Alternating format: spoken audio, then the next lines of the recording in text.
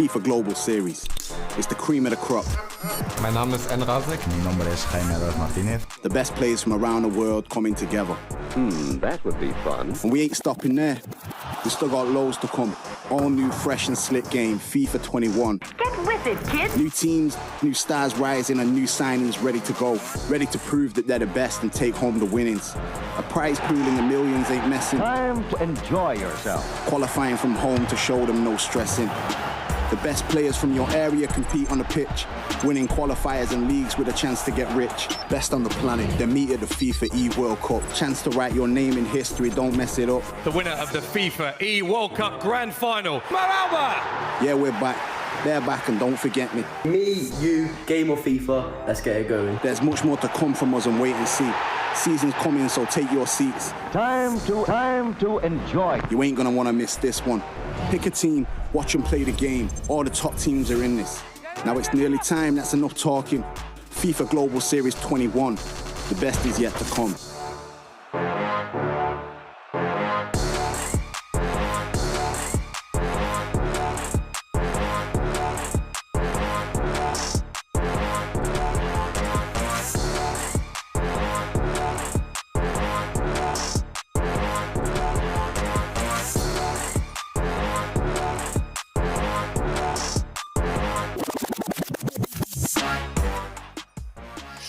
Welcome to the first event of the FIFA 21 Global Series, the FIFA Global Series Challenge.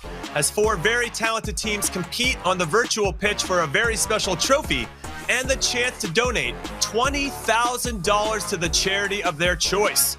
On our first team, we have Trent Alexander-Arnold of Liverpool teaming up with Tekkz of Fnatic.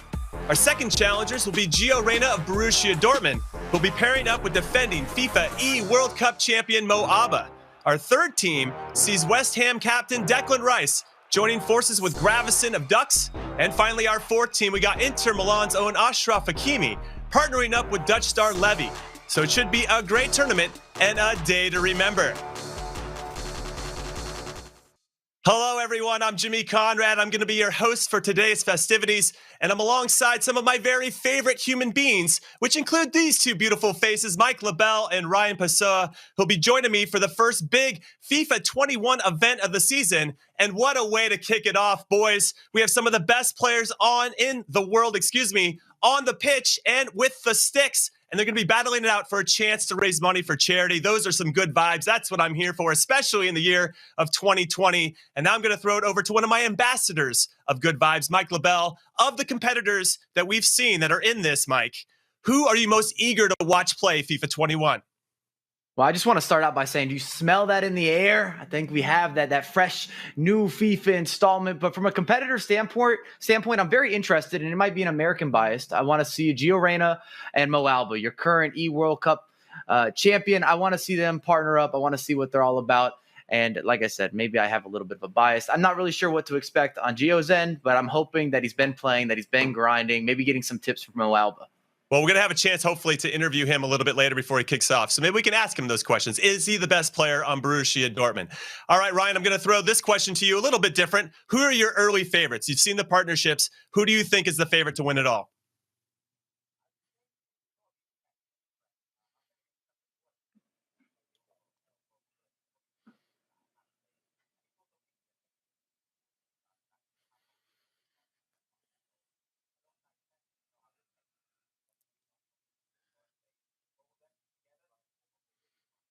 Yeah, that should be a very good one to see. All right, Mike, let's show the audience what the tournament looks like. What's the format? Who's playing against who? Yeah, please, by all means, take a look at the lay of the land. We have Trent Alexander-Arnold, who Ryan was just speaking about, with Tekkz in that Liverpool partnership.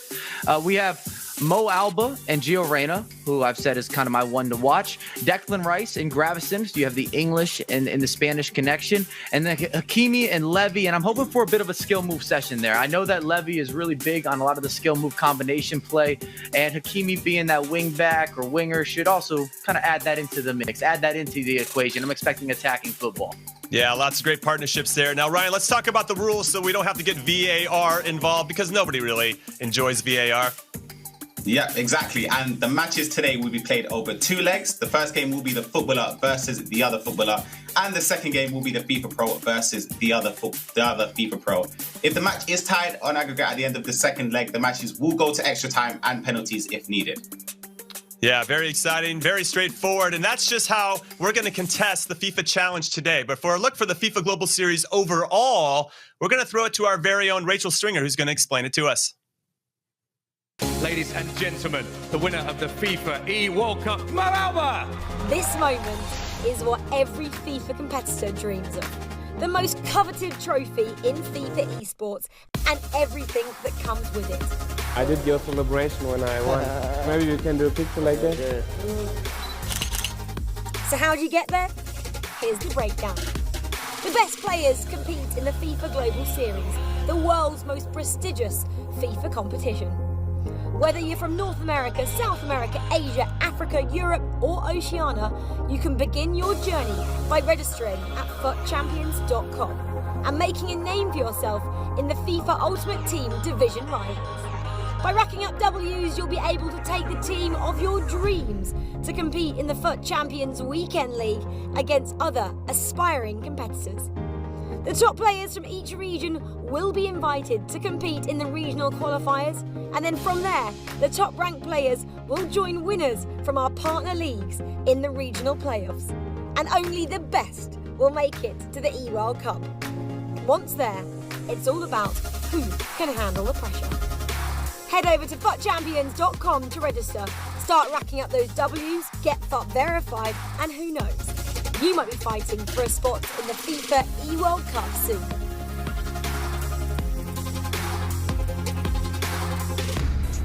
All right, everyone, here's a look at how to watch some of our upcoming FIFA Global Series events all over the world.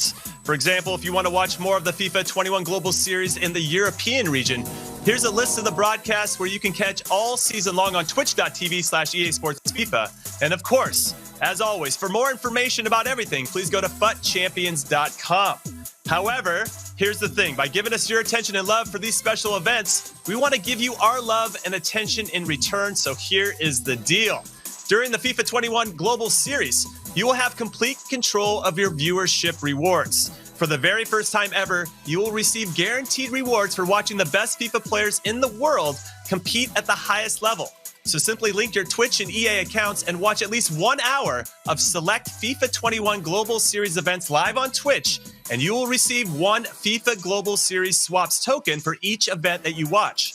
These tokens are redeemable in repeatable SBCs in FIFA Ultimate Team with some great pack rewards up for grabs. Also, the more events you watch, the more flexibility you will have to decide which rewards to get. This is an important thing to remember, so don't miss out. Link your accounts, watch the FIFA 21 Global Series, and redeem your rewards. All right, boys, so we know all the rewards for today's competitors. We know all the rewards for the audience, and I just feel like I'm forgetting something. Oh, yeah, the esports kits in the game. Check this out. This is about choosing your team. Wearing your colors with pride. Defending the badge. And playing with passion. This is how you show the world who you belong to. It's time to pick your team and wear the kit on the biggest stage. Pick your badge. Choose your colors. And play as a team to prove that your squad has got what it takes. Time to take your game to the next level. Whose team you on? FIFA Global Series 21 kits. Available in-game now. Make sure to log into FIFA Ultimate Team before November 1st at 11 p.m. GMT to get these 9 great esport team kits. Yes, very excited. And actually, speaking of these 9 kits, Mike and Ryan, let's put our fashion hats on really quick. And Mike, I'm going to start with you. Just from a fashion perspective, which kit do you like the best? Oh, you're putting me on the spot. Can I choose multiple kits. I like to flip-flop a little bit sometimes. Okay, here we go. Straddling the fence already. Go ahead, Mike. Perfect. I'm straddling the fence. I like the camo action from FootWiz. This 11's kit is growing on me, the light blue touch. It just seems like it's going to be fresh, coming straight out of the water. And then I really can't go against the R10. Gaucho, it brings back positive memories in my life. So maybe there is a little bit of a sentimental side to that. I respect it. Ryan, how about you? For me, it changes every time I see the kits. Like, initially, I thought R10 was definitely resoundingly the number one for me, but I'm starting to switch over a bit with the FootWiz kit. And I also have sort of like an emotional attachment with it because I seem to get a lot of good pack luck. So I'd say, I'm going to go with FootWiz. Yeah, I respect it. I like a little camo in my life too, but I do like the Hullet one, the navy blue with the orange. I don't know. It's just a color scheme that I like. And so that's my choice. Well, you've heard what we think. If you want your voice heard, please join the conversation. Let us know which kit that you like at EA FIFA Esports on Twitter, hashtag FGS21, and let us know what kits are you enjoying. What do you guys think of the event? Get your predictions out there because I'm sure that we're going to start talking more and more about predictions. We know where Ryan stands with his favoritism, but let us know.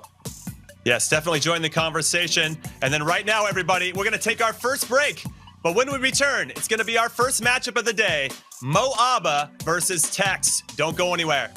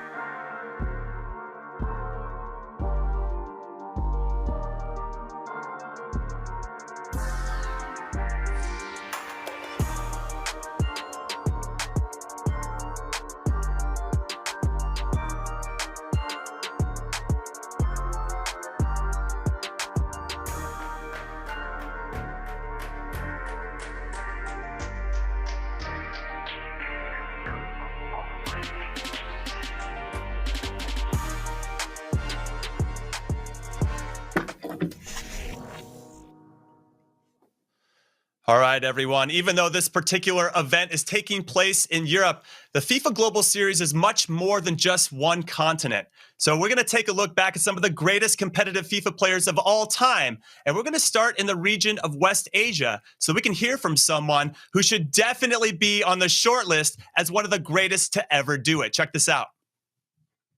The three-time FUT Champions Cup winner, the reigning world champion, and maybe the best to ever play the game. The Saudi Prince is MS Dasari. At the beginning, I saw that Mr. Don obviously has won a World Championship 2015 because I'm Saudi and he's Saudi. But I wasn't, let's say, interested in the competitive scene or somehow. But the FIFA 17 came out and I was like my first year as a pro. The guy who I thought like, yeah, this guy is so good, I want to be in his level or better than him, was Gorilla, the FIFA 17 World Champion. The biggest part in my career that gave me a little bit of more confidence and make me the guy who I am now is winning the FUT Cup 2 in Manchester FIFA 18. Congratulations, MS Dasari! When I won that tournament, let's say with a very good matching and very good scoring, I know that I have what it takes to be the best player who ever played this game, so that gives me a double confidence of everything. That built even my character as a champion and how the way I want to be. And your first FIFA E World Cup champion! I think the top 5 FIFA players of all time. To be honest, I think the competitive scene have changed a lot from 17 to 21, which we are now. Because the competition every year becomes stronger and stronger, especially when EA entered as in esports and doing the events. The guys in the past, I'll give them the credit because they deserve so. I think Bruce, who won 2 times World Championship. Also Alfonso Ramos, who also won again, I think 2 times. And for now, there is Gorilla. I'll say me, and then the 5th. It's not because he's my rival or somehow, but I think a World Cup means a lot at the end of the day. and can give you the legacy you want in FIFA. Tekkz don't have the World Cup or don't have a great experience, finalist or something in the World Cup. So I'm not sure if it was him or another player, but I think I'll have to put him in. If you want to watch more of MS Desari and the FIFA 21 Global Series in the West Asia region, here's a list of the broadcasts you can catch all season long on twitch.tv/EA Sports FIFA. And as always, for more information, go to FUT Champions.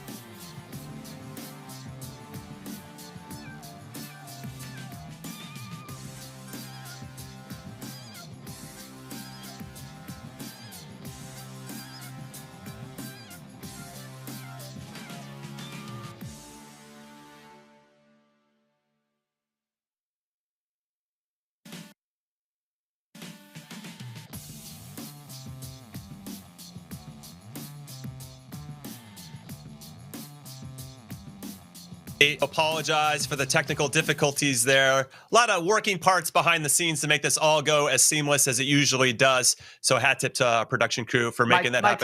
My top five. Yeah, let's get to your top five. Yeah, I mean, everybody was so enthralled with your top five, Mike. Let's get into it because I actually think people want to hear an explanation as to how Alfonso Ramos cannot be in your top five and just get an honorable mention. Please let me justify here. We've got August Rosemeyer, multi-world champion, still in the competitive scene as well, which I definitely think is relevant to some of these top fives. We've got a lot of players that have been putting on a clinic in the new era, the FUT Champions era. Bruce Granick, legend.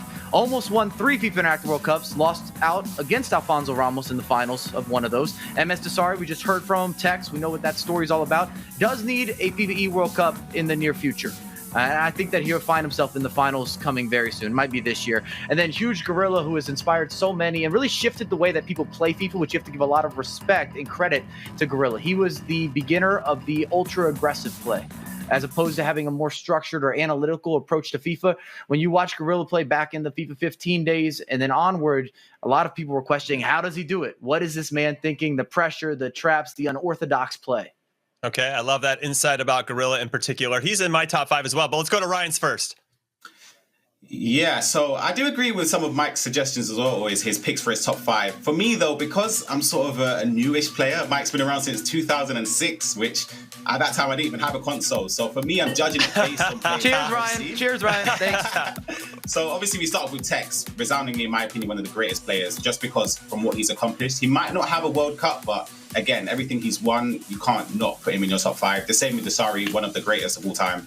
I do have MoAuba here now because he's won a World Cup and I feel like he's come on leaps and bounds since he entered the scene. Fantastic player, fantastic person. Again, Gorilla we spoke about before, but for me, I have Nicholas here, and I honestly think I could be Nicholas's biggest fan. Last year, he didn't have the greatest of years, but from when I entered the scene, he was someone that was extremely consistent. He was always reaching the latter stages of tournaments and was extremely fluid going forward, defensively structured. So for me, I rank Nicholas in the top 5, but my honorable mention is Razek as well. Similar to Nicholas, they go the distance in tournaments. Every time I'm at a tournament and I could guess who's on Championship Sunday, Razek is always there. So it just feels weird just to not put him in there.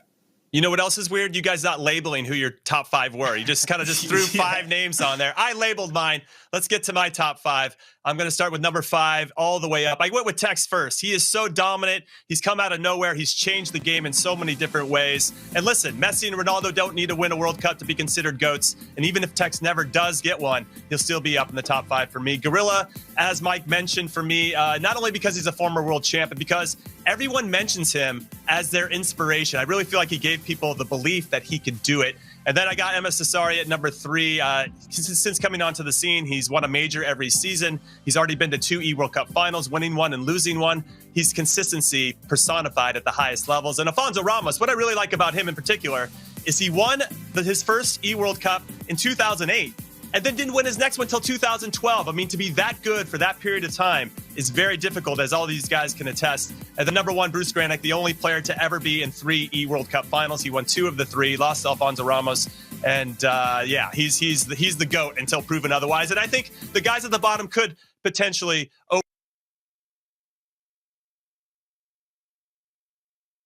So let's talk about a little bit our Team 1 partnership. F2 Tekkz, Fnatic Tekkz taking on and Trent Alexander-Arnold. Talk to me about this partnership in particular, because they were your early favorites in this one. Yeah, definitely. We've seen Tekkz perform on many occasions throughout tournaments. And Trent, throughout the lockdown, there was many tournaments that were hosted, and he did take part in it. And we know how serious he takes FIFA tournaments. So I presume this won't be any different for the FIFA 21 challenge. So I presume these two will win it. I could be wrong. I could be proven wrong. Maybe I will be. But again, they are my favorite choices to go the distance. All right. Well, for anyone who's been following the beautiful game at all, then you'll know about all the exploits of Trent Alexander-Arnold and Liverpool as a team. They won the Champions League 2 seasons ago, won the Premier League for the first time in 30 years. But you might not know a lot about his teammate if you're not following FIFA esports, and that's Fnatic Tekkz, who has really come out of nowhere and made the game his own. He's one of the best players in the world for a reason. And we're going to take a look back right now to see where he started and how he got to where he is now.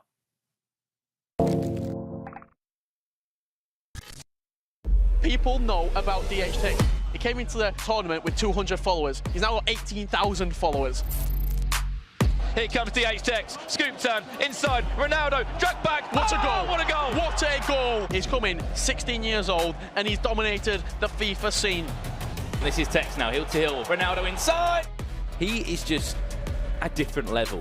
Well, after I won the first one last time, people called me a one tournament wonder. Can't really say that now because I've won another. Standing up to my opponent, I had to let him know I had been chosen. This is my moment. This is my moment. This is my moment. I gotta go. This is my moment, this is my moment, I gotta go. Well, he's arguably not only the best British player in the world, but the best FIFA player on the planet. Build this man a statue. Everyone says, oh yeah, the patch come out, Tekkz is patched, but nah, once again, they're winning tournaments. All of the blessings keep coming, I'ma need time to keep counting them up, keep lining them up. I'm filling my cup, I'm overflowing, now we running it up, run it up. F2 Tekkz keeps on winning. And you wonder why he joined Fnatic. Because he's worth every single penny. Tekkz is truly on his way to become the greatest of all time.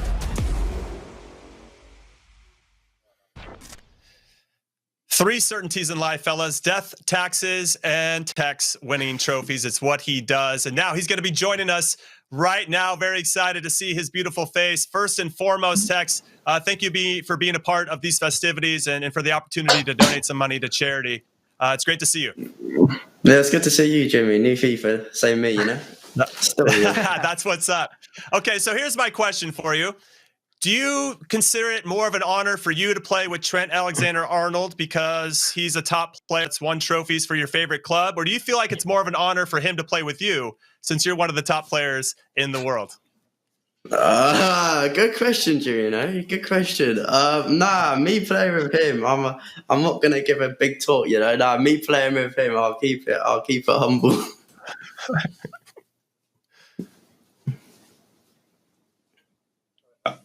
Okay, so the question for me, Tekkz, hope you're doing well as well. I want to say we've seen how dominant you are for the past few bits anyway. You kickstart on the air pretty much instantly. You hit the ground running. Would you say this year is any different with the way you started to prepare for tournaments? Like, have you played more compared to last year, or is it just the same amount as previous years? Well, nah, I'm not gonna lie. I've played the game more because I enjoy it a lot more than I did FIFA 20 by like a huge distance. But I haven't played one Pro friendly at all. So like I've played the game more against casuals, but I haven't played one pro. So like I don't really know like what to think coming into this game. But yeah. Yeah, that's fair. And as you're partnered, of course, with Trent Alexander-Arnold, you're a Liverpool supporter. I thought it would be fun if we looked at the foot item. What do you think should be shifted, or do you think that everything's perfect on this foot item in terms of the stats? Can you give us a little bit of a walkthrough of the breakdown or the characteristics that Trent has, and what you think needs to be shifted one way or the other? He's got to share for the highest rated fullback with his partner in crime, Robertson. Nah, when I gave him the Player of the Month trophy for last year, I told him his card is awful in FIFA, and I'm gonna have to stick with that opinion. Like, it would be so much better if he had like pace in it, but he's only got 80 pace. He needs a bit more, and then he'll be usable. But until that Team Via comes out, I'll stay away from his card. No, I actually was going to say that when I was in the game, my overall rating wasn't very good, Tekkz, but I did have a 5-star weak foot. I want to pat myself on the back for that. Now, you said you haven't played against... He did. No, that's true. I wouldn't come on here and BS. You look at this thing. That hurts my soul, Tekkz. That hurts my soul. Okay, so you said you haven't played any pros yet. How are you going to face off against MoAuba? I think everybody who's starting to get into a new iteration of the game once it drops, you don't really know how to perform per se. So what kind of tactics might you be using in this one just to kind of see what MoAuba is going to be bringing? Hey, I thought Trent was going to play first, so if he was down, if we were losing, that was my excuse, and if we were winning, I was just going to keep the ball. But now I'm playing first. I'm actually just going to play in it. If I lose, I'll lose. If I win, I'll win. But I'll bring out the skills. That's one thing I'll be doing. Well, I heard that the skills in this game are what really set you apart. Is there one skill that you really appreciate so far in this FIFA 21? You'll be able to see after this game. You'll see what I'm doing. I love it. You're one of my favorite people to interview because you never give me a straight answer. Tekkz, thank you so much, and good luck with Trent today. All right. Cheers. Thank you. All right. There's Tekkz, everyone. Wish him the very best. He's one of Ryan's favorites, and I'm sure Mike and I's as well. All right, Mike, let's talk about Team 2 and the pairing here. We got Gio Reyna, Borussia Dortmund, and MoAuba, the reigning World Cup champion. What are you feeling about these two in particular? Well, not only is MoAuba the champion, but I also feel that FIFA 21 caters to his gameplay, similar with what Tekkz was saying with a lot of the skills. I'm expecting a very aggressive play style from MoAuba. A lot of goals. This should not be a low-scoring affair. And then with Gio Reyna, it's a wild card. I've never seen him play. The only thing that I will say is usually the younger you are as a pro football player, you're playing more FIFA, or you've been investing that time, your reactions maybe are a little bit quicker. So maybe he's going to have an advantage versus Trent. We don't really know, other than I do know that Trent plays a lot of FIFA and that he's also played in these types of circumstances before, with these online matchups or tournaments or events for charity. I've seen it throughout FIFA 20, even FIFA 19. He was tweeting about FIFA, so I know that he's active in the community. Well, speaking about this pairing we're about to see, specifically about Gio Reyna, who's an up-and-comer for my U.S. men's national team, and I have high hopes for him. You got to do it for us, baby. We have to have success in a World Cup in the very near future. I want to talk about his teammate MoAuba, who's a veteran of the FIFA Global Series. He's the reigning World Cup champion. He's got one of the best smiles in the game, and here are a few highlights of what makes him so special. Check it out.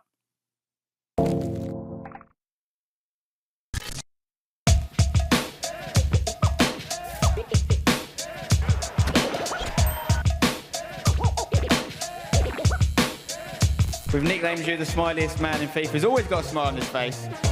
I think I'm a really happy guy, so I'm not like always that nervous. So I always play happy also when I lose. It's no problem for me.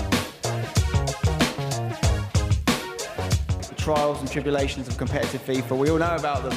And he just does it all with a smile. And just to prove, look at this, what everybody was saying. He's trying to get everybody else excited when the camera comes on. And then here he's dancing in the back, trying to get some more energy going. Getting everybody cracked up, and that is MoAuba in a nutshell. The winner of the FIFA E World Cup Grand Final, it's MoAuba! Look at him, he cannot stop smiling.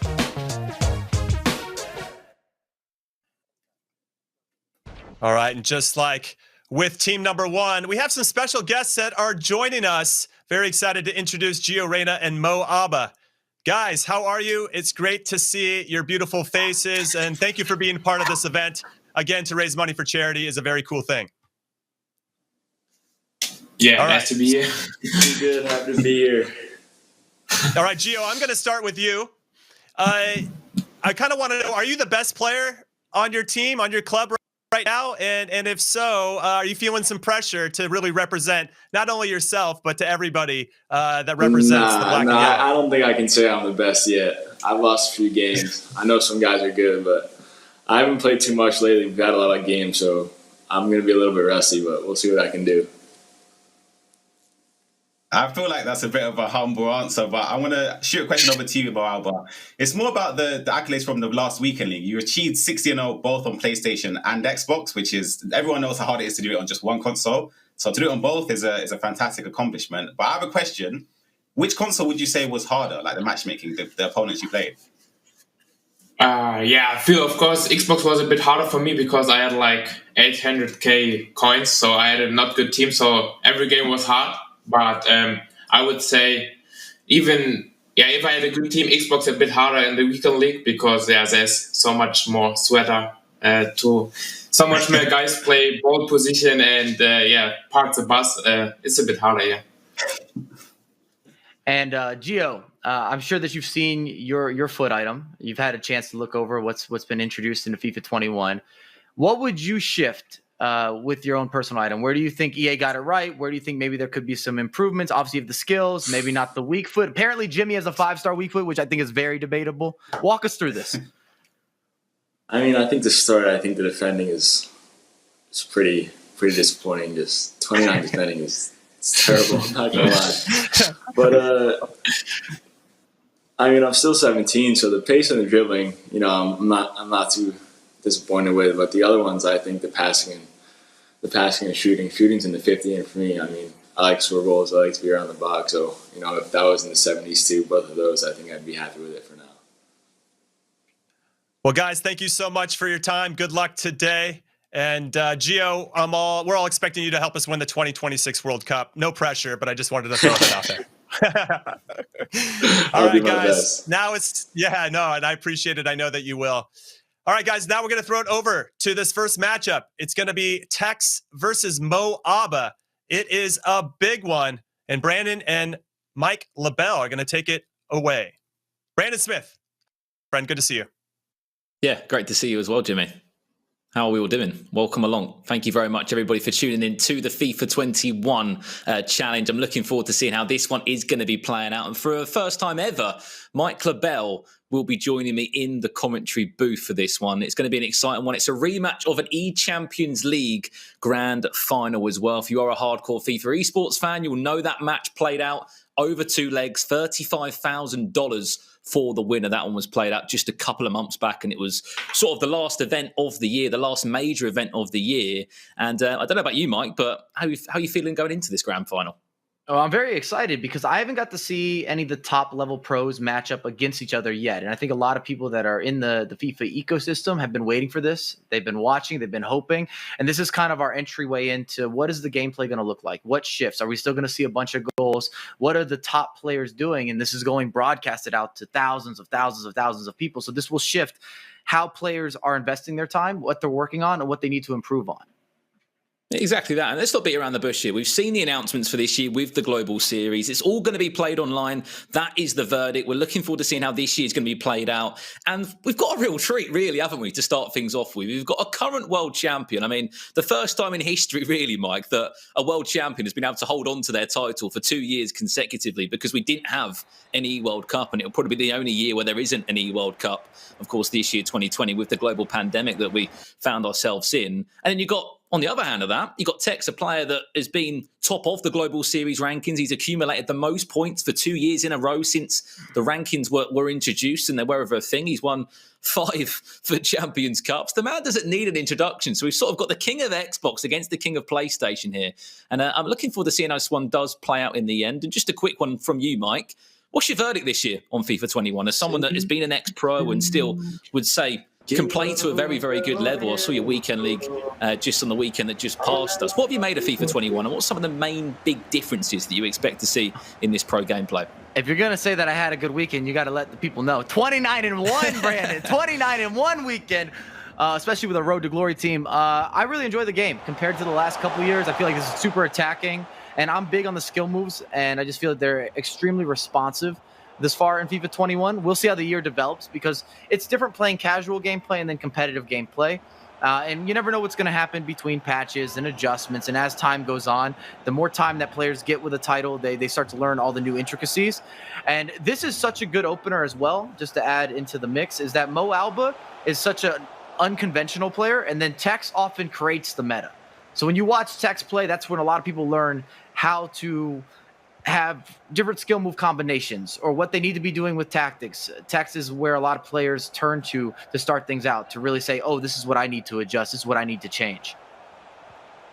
Well, we are underway in this one. If you don't know who is who, of course, Tekkz in his beloved Liverpool strip from right to left, having to defend his first chance off the game. And as you know, one thing that's back on FIFA 21, it's those headers in the box, and it's a routine header from R9 Ronaldo to kick things off there. 6 minutes gone. And that'll be the first goal of the FIFA 21 challenge, Mike Lavelle. And German pros love some crossing. And in FIFA 21, you now have the option to bring that wing play to life, to convert from the wing play.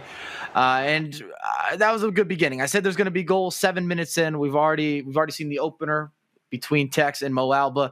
And you saw a nice cross, wide open, can't miss from there. Pretty simple, I guess, tuck it away with the header.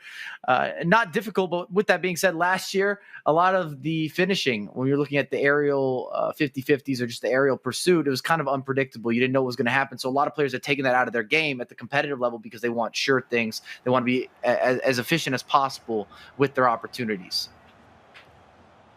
I mean, sort of looking to sort of talk about their heading back this year for FIFA 21, two very attacking players in MoAuba and two players that like to flaunt those skill moves in the final third. Obviously, Tekkz and MoAuba both clocking out, I think, 60 0s this weekend across different accounts, different consoles.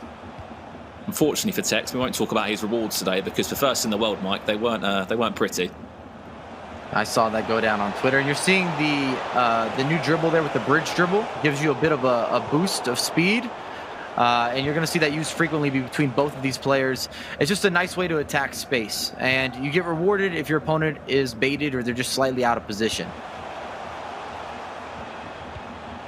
Nearly there was a mistake at the back and a bit of miscommunication for Tekkz to capitalise. Look at Tekkz's team, though, for the first time today. It is a 4-2-3, when it looks like a CDM partnership of Zidane and Ruud Gullit.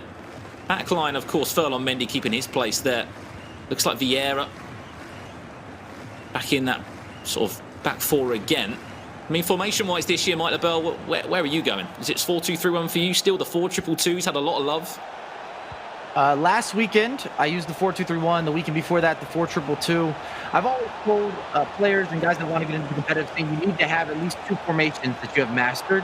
Typically a narrow and a wide formation, just to get a little bit of a different look, or at least a passive and aggressive formation to change the speed of the game. The rhythm is so important in FIFA. Speaking of rhythm there, fantastic. On the left-hand side from Neymar from Tekkz. Can we see something here? Lovely little showboat in the box. What skill move hasn't he brought his name on? There's the one more pass. It's absolutely fantastic from Tekkz. If that's a preview for the year, Brandon, oh, we are in for a good year. 7, 8, 9 skill moves. You see him chaining and different types of variations and executions. We see the fake Rabona, the ball roll, the fake shot, another pass, a roulette, the bridge dribble. You get a little bit of everything. Bit of a pick and mix there, wasn't it, in the final third in terms of skill moves? We saw pretty much every skill move in the game off FIFA 21. I mean, you think back to some of those big moments in competitive FIFA, back in Atlanta, where you saw Tekkz do that 4 Elastico. Build-up play into a finish chance from MoAuba, straight from the word go. Keeper's off his line, slight bit of goalkeeper movement. Opened up the chance, and Cristiano Ronaldo in front of goal is always going to be scoring from them. But goals are going in. That's the main thing. That's what I want to see in competitive FIFA. We didn't see it enough last year. A lot of nil-nils, a lot of games going to extra time and penalties. This year's going to be different. I know this is certainly more of a fun environment. You know, this is a charity tournament, but it's great to see attacking FIFA, Mike LaBelle. I want to see attacking FIFA, attacking football. I'm here for it. Very decisive and direct play for the instant rebuttal from MoAuba. You see the through ball, and something that's different with FIFA 21 compared to last year's installment is when you're beat, you don't get to recover, excuse me. You're not going to have an easy time doing that. There's not as much chase back. Players that have a lot of pace, they're going to create separation. Just looking across that team for Tekkz. It is a centre-back partnership of Maldini and Vieira. Pretty much icon-heavy as you would expect to see. Lovely long ball into Rio and Cruyff. We know what this man could do. Another one of those players that's sort of part of that 5-star weak foot club. Talk about that in a little while. Players this year not really vying towards the weak foot, more happy to back a 5-star skills move player in those sort of areas. And we saw exactly why for Tekkz when he's showboating, showing off all these skill moves. You may see a little bit more of it here now. Neymar on this left-hand side, acres of space. Little La Croqueta, Elastico's back and forth, still with possession is Tekkz. Arnheim will have his turn to try and get that ball forward. He was the opening goal scorer. Which did bring the tie all square just after 20 minutes. 5 minutes after that, MoAuba was able to find himself a second in the tie. Just see some possession stats there, 72% so far to Tekkz. It's been a lot more counter-attacking from MoAuba. Really well done. It deserved a goal from Tekkz. I mean, just brilliant. Very elaborate play. We're seeing two guys at the top of their game right now, but in different ways of their maximizing or utilizing their build-up play. Much more decisive, much more direct from MoAuba. You see him looking to get in behind.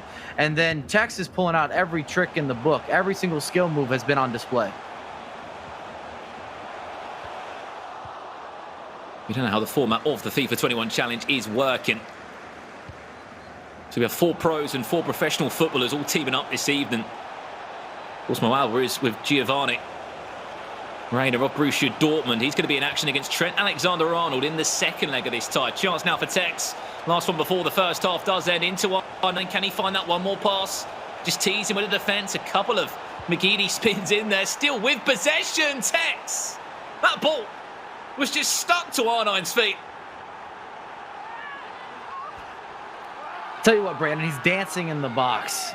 He's just waiting. He's trying to play a game of cat and mouse with the defenders. Can I make you reach so I can show you a lesson? You reach, I teach. It's 2-2. And this has been just quality FIFA here as we get close to halftime. Dangerous minute, though, the 45th minute. We know that one well. Perfect time to score. And a perfect way for this first half to conclude. 2-2 at the moment.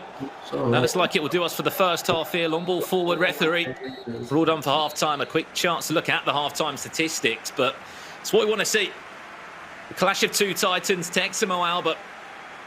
Did take the lead on 2 occasions, did the current E-World Cup champion MoAuba, but some of the goals, Mike LaBelle, we have to talk about it. Tekkz is just, in that final third, the combinations that he's been able to create, which, as we know, FIFA 20, you just could not create them. There was the error in the skill moves. You couldn't chain your Elasticos, your La Croquetas together. It was more of just a simple drag back into a finish. This year, things have changed, and it's great to see just a small snippet of what we could expect to see from Tekkz this year. Oh, well, this allows players as well to learn, because you watch your favorite professional player or content creator, you see some of the skills and the combinations, and you're saying, well, how did this happen? Did you learn all this in 1 year? No, it's developed over time. But this year, and you're going to see potentially in the second half some cancellations, you have the ability to cancel out of a lot of skill moves, which then allows you to set up a skill into a cancel purposely, which can give you a competitive advantage. It's going to be a really fun year to watch, and I feel like there's a lot of growth in this year's installment in particular with some of the new details. Speaking of the FIFA Global Series this year, a year packed of tournaments split across 6 different regions and continents. So many tournaments, so much action, all building into those playoffs come sort of July next year. And then that E-World Cup Grand Final to conclude the year in the end. It plans to be an exciting one. Make sure you follow us for the whole year and the journey ahead. Hello, hello.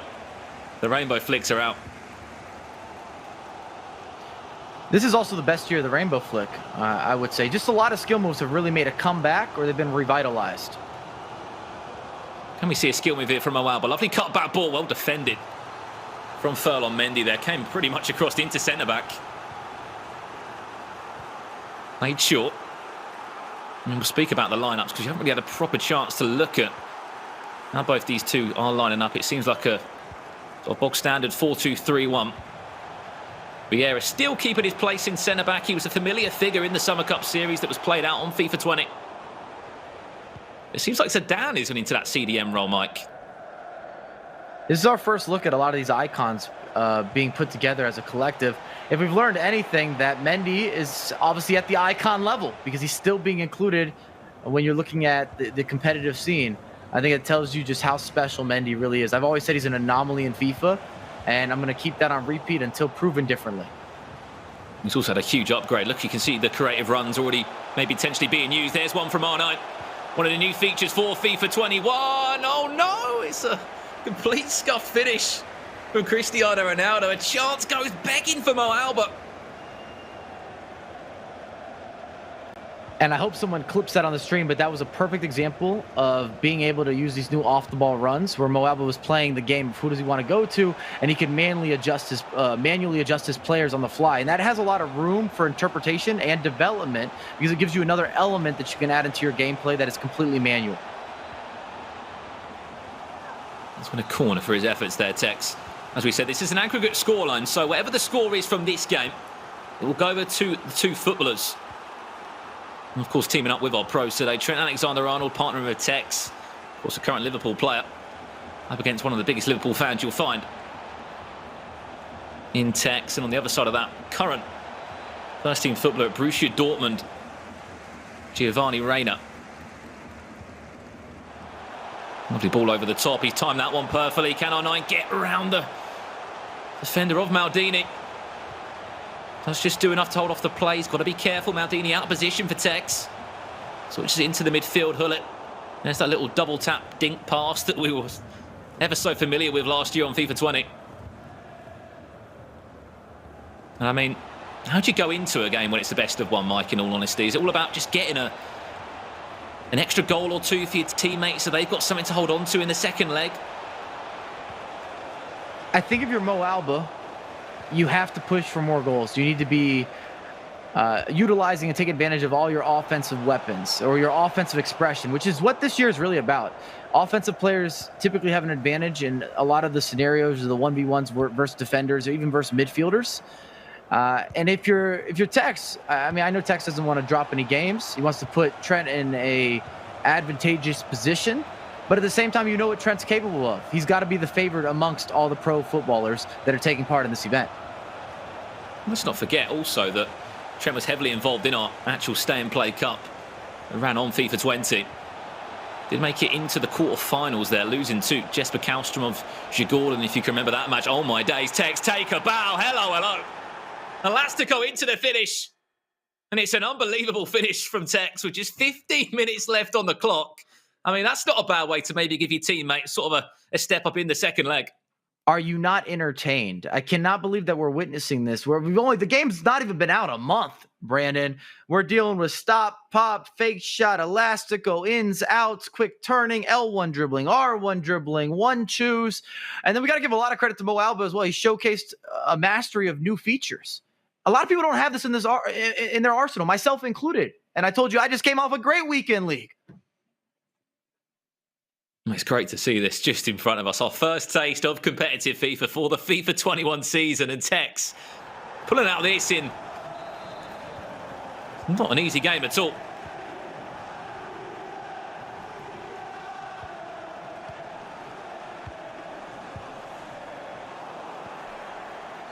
There's 15 minutes left. Is there a way back in the tie? As we said, it is into a second leg. Pele. MoAuba with it all to do. With no time left. Lovely cut back. One more into R9. What a block on the line. What's another block from Maldini. Back in the team for another year. And the Italian icon proving his worth in that back line. I'd like to make a new signing, Brandon, very soon. As in this weekend league, I'd love to have Maldini in my squad. I can imagine the price tag on him, though. Like the Bell is probably a very expensive player. Speaking of goalkeepers, Petr Cech getting the nod for Tekkz. It's an interesting one. Well, I said this early on this year, before the game even came out, that Petr Cech could be very build a goalkeeper-esque in some different ways. He's got the size, he's got the headgear. That could be a gift of a goal. It's a cheeky chip. Oh, wow, on the line.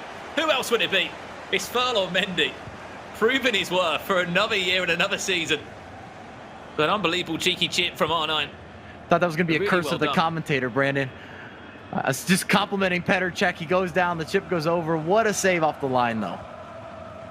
The only thing I would say, if I had to really pinpoint this performance from Tekkz, so good going forward, but there's been a couple of leaks at the back. You can see it now. I don't think it's just an overload from MoAuba. So many green shirts in the final third. Lovely ball forward. Pele, is he onside? It's a clever finish. Is he off? He is just off there, Pele. That could have been the equaliser with just 2 minutes left. With the pressure play being so overpowered, it's just difficult to see off games. And to conclude the tie, that's another great chance wasted there. That could have been a 2-goal lead for Tekkz. And that would have been huge for Trent Alexander-Arnold to take into his tie. Added time off, just a minute left. I think this will do us in our opening game of the FIFA 21 Challenge. And the clash of these two titans, the current E-World Cup champion, unfortunately falls to the hands of Tekkz. 3-2. But if that's a small taster of what's to come this year on FIFA 21, I don't know about you, Mike, but I can't wait for the season to unfold. We saw in some way a similar but contrasting play style. Both these players very aggressive, went forward with a lot of pace, looked for the opportunities, the space, unlocked a lot of that key space. But we didn't see the same amount of skill moves on MoAuba's end. We saw a little more of a direct play, a lot more quick passing, looking for the through balls and behind, even some of the off-the-ball movement that you touched on, which I highly recommend getting used to. You're going to click on the right analog stick in order to implement that into your gameplay. But I was extremely entertained. We saw chances scored, chances missed, human error, a little bit of everything. And we saw two of our favourite pros as well back in action for the FIFA 21 year. But that's only half of the tie done. As you know, Tekkz now leads 3-2. We are going to go to a quick break. When we are back, it will be Trent Alexander-Arnold up against Giovanni Reyna. We'll see you in a couple of minutes.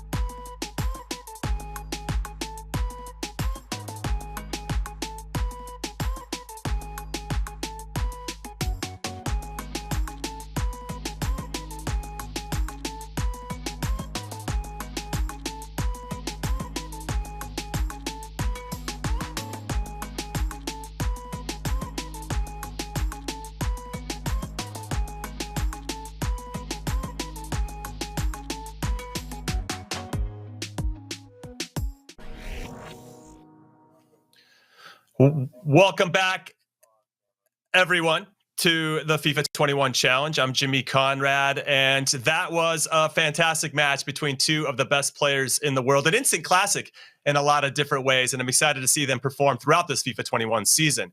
But before we get into the next match, Trent Alexander-Arnold and Giovanni Reyna, we're going to throw it to one of the best players in South America, one of the best competitors in FIFA esports, one of the best players that I have seen in a very long time. He won FUT Champions Cup 4. It is Zizinho, and he's got some tips on how to dominate in FIFA 21. Check it out. He's got lots of space here, dragged back into the finish and into the bottom corner. Zizinho will be your FUT Champions Cup winner. Fala pessoal, eu sou o Zezinho, eu represento a Dux Gaming na região da América do Sul e essa vai ser a minha Masterclass de FIFA 21. Hoje eu vou estar ensinando duas novas mecânicas que foram introduzidas no jogo esse ano, as corridas criativas e o Player Lock. Basicamente, a gente usa as corridas criativas para abrir a zaga do adversário e ter uma chance mais clara de gol. Aqui eu vejo que o Belarabe tá correndo para baixo do zagueiro, ele ia continuar correndo para lá, eu aperto o L1 e direciono ele pro meio, assim abre completamente um buraco na defesa do adversário e eu consigo fazer o gol tranquilamente. Então, para essa jogada, eu mirei no Belarabe, apertei o L1 e depois movi aonde eu queria que ele fizesse corrida, no caso, pro meio. Nessa jogada, eu encontro o Paulinho, ganho o fundo com ele, aperto o R3 e o L3, movo o analógico em direção ao Lewandowski e puxo ele para a linha do pênalti para ele marcar o gol sozinho. Se eu não tivesse puxado o Lewandowski, ele ficaria atrás do zagueiro. Por isso é tão importante aprender essa nova mecânica. O que você tem que fazer para conseguir fazer o Player Lock é apertar o R3 e o L3 juntos e nessa situação, como eu queria controlar o Lewandowski, eu mexi o analógico direito em direção do Lewandowski e puxei ele para trás com o analógico de movimentação. Depois foi só pressionar o botão de passe e chutar gol. Essa foi a minha Masterclass do FIFA 21 das duas novas mecânicas. Eu espero que vocês tenham gostado das dicas e se vocês praticarem bastante elas, com certeza elas vão te levar ao nível mais alto de jogo. If you want the distinct honor to watch more of Zizinho and the FIFA 21 Global Series in the South American region, here's a list of the broadcasts that you can catch all season long in English on twitch.tv/EA Sports FIFA. And fun fact, we're going to try to do it in Spanish and Portuguese on channels to be announced very soon. That's very exciting. And as always, for more information, go to futchampions.com. Also, I don't know if you guys saw this or heard about it or not. I am going to fill you in. The Esports Awards, we've got some nominees. We've got some nominations for MS Sassari, Tekkz, and Zizinho. Look at those guys. And if you want to vote, and I highly encourage you to do so, go to esportsawards.com/pro-vote. The voting closes on November 8th.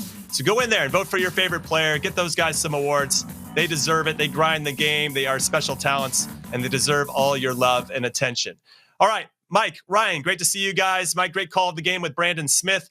I want to talk a little bit before we get into maybe a little bit of a breakdown with Tekkz and MoAuba. The player lock that Zizinho was talking about, that seems like a difficult skill to master. Have you tried it? Where are you at with regard to that? On a 1 through 10, I think I'm at a 7 out of 10 at using this. So I do use it. It's difficult because you are basically multitasking at the highest levels and you have to do it quickly. If you don't do it quickly, it's not going to be effective, especially if you're playing at an elite level in FIFA. And it's adding another manual component. And I really enjoy it. I think there's a big future in this type of off-the-ball movement because it allows you to place a player directly where you need him to be. And you can offset or counteract your opposition and their defensive positioning or their defensive measures. It just gives you another way to create a larger skill gap. I'm all for it. I'm all for that too. I need as much skill gap as possible for me to actually win games. I love to play, but I'm pretty bang average. I'll just raise my hand and accept that. Okay, Ryan, for you, maybe it's not the player lock. You can talk about that, or maybe there's some other subtlety or nuance that you like in FIFA 21. What do you got for us? I'll briefly touch on the player lock. I myself haven't used it that often. You can see how useful it can be. We even saw MoAuba utilized it almost to perfection to almost create a goal scoring opportunity from it. In all honesty, it's hit and miss. It's either it works fantastically well or it could be a complete failure. You just have to learn to adapt to use it, which is something that I need to do and I will start practicing soon. However, the creative run aspect, I love this year. I'm able to direct a player off the ball, which is something that I feel adds to a skill gap and adds a level of manual, I guess, as Mike said, it's another manual component into the game to help with the skill level. And I feel like that, in my opinion, is probably the most biggest difference compared to last year. I'm able to direct a player off the ball, which we know how sometimes the AIR might run towards a direction you don't want him to go. Being able to cater that run to where you want it to be is phenomenal. Yeah, I'm a big fan of the creative runs as well. Defensively, I feel like it's a little bit harder for me to really get guys where I want them to go. And as a former defender, that hurts my soul a little bit. Mike, talk to me about creative runs. How important are those for you to have success in FIFA 21? Well, I'm not very good at playing instruments, but I am orchestrating some beautiful attacks. Oh my God. That setup is too much cheese. I'm just telling you, like, I've never had the ability on the actual pitch to be able to do this, but there's moments that I'm saying, you know, I can be messy on a different day. You're able to direct everything that's happening. I'm directing the traffic. I'm saying, you go here, here you go, in behind. Thank you very much. And I'm reaping the benefits. I'm scoring a lot of goals. So I am a massive fan and huge supporter. Creative runs, off the ball movement. Give me more manual features because it allows, especially over time, to be able to take advantage. And I know that a lot of guys that are maybe at an intermediate or a beginner level will not adapt quickly. So then I have that superior separation between them, which I like. I'm grinding the game. I want that advantage. Okay, right now we're waiting for Trent Alexander-Arnold to set up. He is back. He is going to be ready to go. Gio Reyna has been waiting patiently. We'll see who that works for, whether you have too much time to think about playing or if you don't have enough to prepare for a match of this magnitude with Tekkz giving Trent the 3-2 lead. Let's talk a little bit, Mike, or actually I'll go to Ryan because Mike just talked here. Of the tactics that you saw between MoAuba and Tekkz, what did you see there that maybe was a little bit different than you've seen in the past from these two players? I'd probably say Tektz's defensive stability. As Brandon mentioned, he was giving away a lot of opportunities, which sometimes he does do that because he likes to press higher up the pitch. He defends differently to other players. He has high depth. He likes to press higher up the pitch. However, I feel like he gave up a lot of opportunities. And of course, we speak about Tekkz, how good he is with skill moves, especially this year because of the skill chaining being a bit more prevalent than last year. I guess the error is a bit different compared to last year. You're able to chain a couple more skill moves together. But defensively, I personally, when I play Tekkz, I know how good he is defensively. He's so hard to break down. And I feel like he would be a bit disappointed with the chances he gave up. But he won the game. That's what that matters. And considering it's his first game against a pro, you beat MoAuba. So that's a fantastic accomplishment. Well, for everybody watching at home and in the chat, if you did miss out on that game, and I don't know how you did or why you did, Mike LaBelle is going to talk you through the highlights. Take it away, Mike. Thank you very much, Jimmy. Let's review some of this FIFA goodness, and I'm glad that Ryan brought that up. That was the biggest difference I noticed from Tekkz, is that he showed that he needed to work on the defense. He made a lot of mistakes, and MoAuba missed a few finishes, as you see MoAuba with the opener. A lot of you have been asking about crossing or whip crosses, which is another new feature, and it's very effective, and it gives you opportunities. And then you saw the skills, classic or vintage Tekkz, the extra pass. It's a thing of beauty. You could celebrate before that pass even connects. It's just a tap home, and you see a through ball here, a little bit of a lofted through ball, slightly lofted. Goalkeeper movement, slightly too early, tries to move him back, pet or check, can't deal with it. And then I really enjoyed this goal because you could just tell that Tekkz is trying to bait MoAuba into a mistake. He's watching his player switching. He's trying to see if he's able to play a game of cat and mouse, which I really enjoy from the technical end or from the analytical side, because that's what FIFA is all about at the highest level.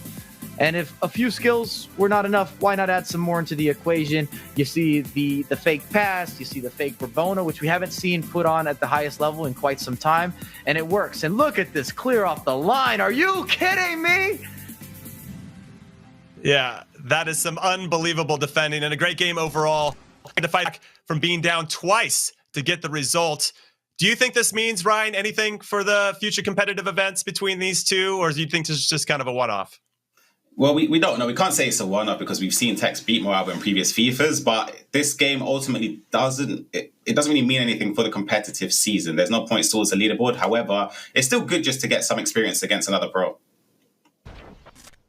All right. And then, Mike, what about for you? Do you feel like this is an early message? Do you think Tekkz is planting a seed with MoAuba? Like, listen, I gave you the lead twice. I was a little loose defending. Once I tighten things up, I'm still the king.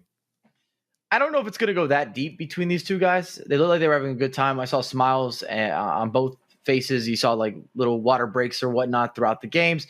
I think it was more of feeling out the title because I don't think either of these competitors have played a lot of pros yet. So this gives you a better idea. Oh, what do I need to shift? What do I need to adjust? I guarantee that Tekkz is going to review that game and say, I have to be better defensively. MoAuba could have easily had 4 or 5 goals. There were some clear missed chances. We watched back the highlights just now. You saw off the line, but there was a time where MoAuba did a chip instead of a regular shot. It would have been in the back of the net. There was a couple offsides that actually he scored the offsides goal, so it was almost a half second just on the wrong side.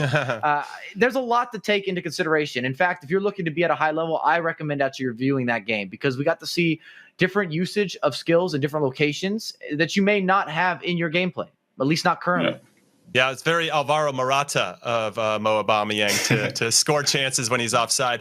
Okay, Ryan, talk to me. You've been in these positions before, being a part of a partnership. Now you're handed the second leg, you're down a goal. Let's speak like you're Gio Reyna. How do you approach this one going into this to try to get back into it? How much do you stretch yourself to try to get that equalizing goal without necessarily leaving yourself vulnerable at the back?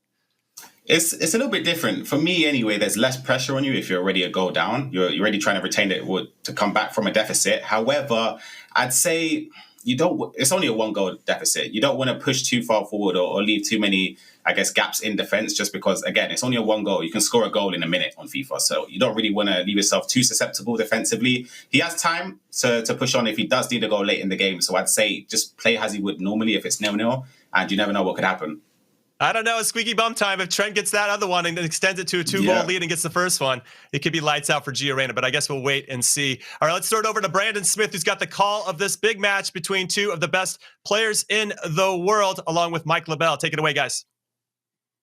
Thank you very much, Jimmy. And yes, here we go then. So sort of part 2 of this matchup, our first semi-final, of course, of the FIFA 21 Challenge. What interests me about this one, Mike, is how these two build their teams, because they're not pro FIFA players, they're professional footballers at the end of the day. So is it a case of just copying what your teammate does and building the same sort of team, or is it your personal favourites in there, or do you even play yourself? That's the big question. I don't know Gio Reyna's relationship with MoAuba, but obviously Trent and Tekkz have filmed multiple videos together. I think they talk back and forth. So if I'm Trent, I'm definitely asking Tekkz, be like, hey, where should I position players? What makes the most sense this year? Because I know that Trent takes it very serious and he wants to win the game. And that's my maybe concern or skepticism here with Gio, is if he hasn't been playing FIFA, which he was saying that he hasn't been grinding as much, he's been really busy in season. Was that intimidating to watch that game? There was so much that was new in FIFA 21 compared to the last couple FIFA installments, and it could be intimidating to watch two of the best in the world go at it, and you see all these different skills, you see these new intricacies, all these new particulars that you maybe don't have in your arsenal. You're saying, do I need it? I feel I'm behind the curve.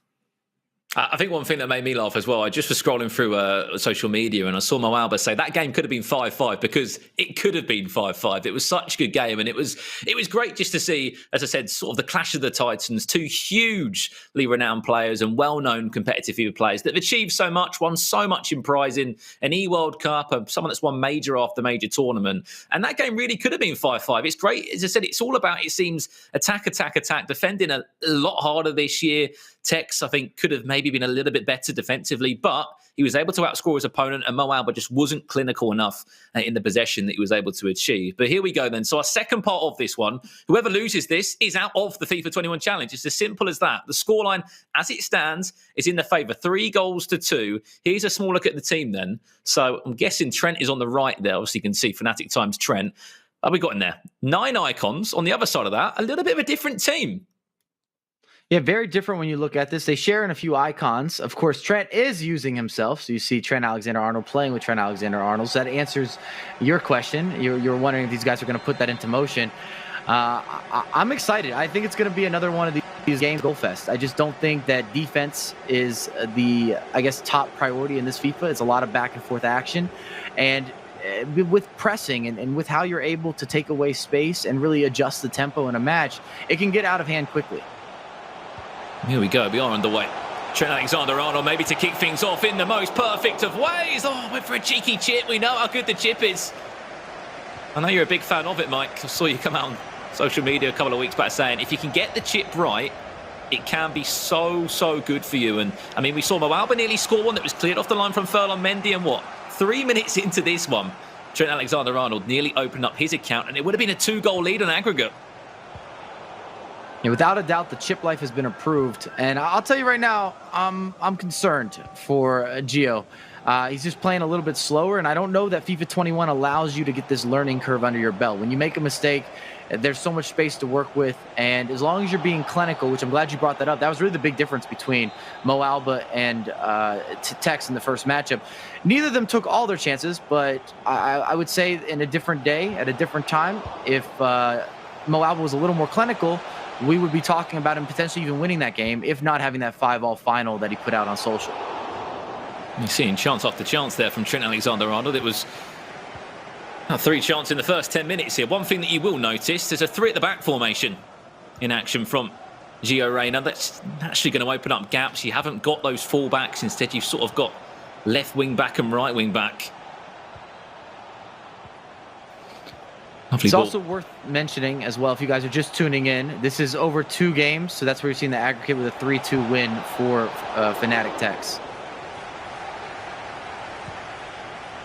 And just one thing to put your mind on as well, Mike. What do you make of sort of finesses this year on the edge of the box? They don't naturally seem to be as effective as, you know, we remember the FIFA 19 days. You timed it green, it was into the back of the net. A little bit last year, you saw it. More sort of your drag back natural finishes. But it just seems like finesses on the edge of the box have sort of... They're not as effective as they was. I mean, you almost have an array or an assortment of offensive technicalities that you can use within FIFA this year. Because you say that, and I believe in you, I agree with you, but at the same time, I see them go in sometimes. That's true. So they might not be as consistent, but speak of the devil, it almost flies into the back of the net. And I always see these highlights and montages that are going out with FIFA 21. The goals I didn't even think were possible. I didn't know you could score these. And it's happening during the weekend league. It's happening during division rivals. So it's not just when you're battling through squad battles or you're playing your friends. These are happening in competitive matchups. You saw 2 of them there from Gio Reyna. Trying to just finesse it into that right top corner. Chance to break. Remember that 3 at the back. It's going to cause gaps. It's going to cause problems potentially. Chance, there's a sweaty on. He's going to take it. Maradona with it. And that's a 2-goal cushion for Trent Alexander-Arnold. And I'm sure somewhere Fnatic Tekkz will have a slight smile on his face because he knows he's pretty much on his way to making it into another grand final. And any FIFA player knew well before that pass was delivered that that was going to be squared across. You've got to convert that opportunity. Keep it simple. Once you turn the corner, easy pickings. It's just a clever finish, isn't it? You go from, always talk about it in percentages terms, a chance which probably would have went in anyway with a player like of R9's quality in the area, to making sure it'll be a 100% chance it's going to go into the back of it. There's another cut back. It's taken a wicked deflection back to Maradona. We'll try and make something happen. Ramos just about does enough to intercept it. We'll break through with numbers. That is the one thing that Gio does have on his side. When you play a 3 at the back, you naturally have more players to bomb on forward. Lovely ball, slightly too heavy. And it will be Levi Ashin off his line. That's a couple of icon keepers we've been presented with on the FIFA 21 Challenge, Mark. We've had Petr Cech, we've had Yashin. Who else is going to be in use tonight? That's the question.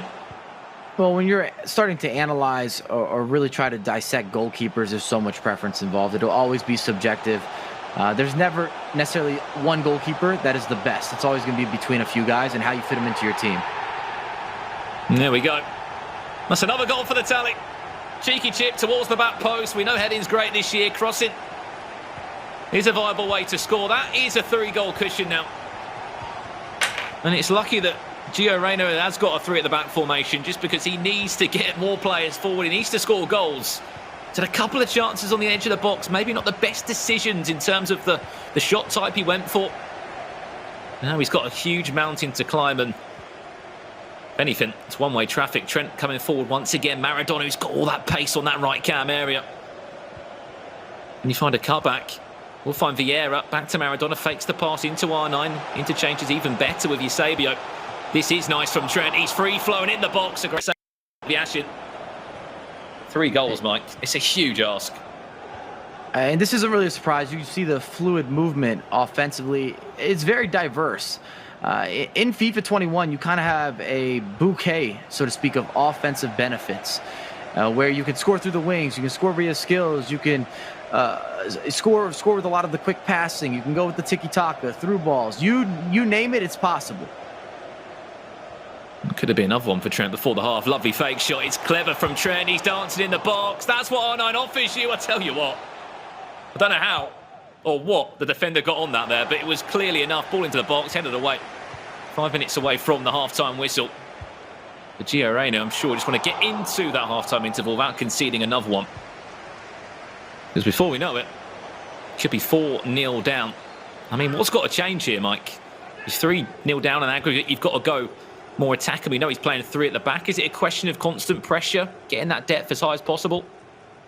Well, with team pressing being definitely overpowered as a tactical adjustment here, and because he has additional bodies, he's going to have to start to add that into the gameplay just to win it higher up the pitch. And there is a goal back for him. Maybe a way back into the tie. Pele on the score sheet 1 minute before the end of the half, and that's exactly what MoAuba would have needed. I'm sure he's watching somewhere in the background here, praying that this 3 at the back. Probably not the best start to the game. Can be overturned. We know that FIFA can really go any way. Zidane to reinstall that. Maybe Ashid off his line. Both players agreeing on something there. That the Russian icon deserves a place in the team. Zidane trying to still do what he can. Virgil van Dijk just about doing enough. Referee. That'll do us for half-time here, and hopefully a quick look at some of the stats. But I think in all honesty, there you can see 10 shots at half-time. And I mean, both players playing through at the back. Both players trying to get as many players forward, Mike, to try and score as many goals as they can. It just seems like attack from both of these two. Well, you could see that it was an onslaught in both ways when you're going forward, and you're going forward often and you're being aggressive. This game in particular really rewards you for going for it, whether it's the skill moves, whether it's the 1-2s, it's the through balls. I feel as if the offensive players more often than not get a slight advantage, which is how I would personally prefer it. And even with some of the dribbling, I've been really impressed on the pitch between both sides. Well, I know it's personal preference, and that is the beauty of FIFA Ultimate Team. It's always been a case of build your dream team, but Kevin De Bruyne actually got a start there for Gio in this game, and it's only now that Cristiano Ronaldo has just been subbed onto the field. This could be a little bit worse. R9, lots of space.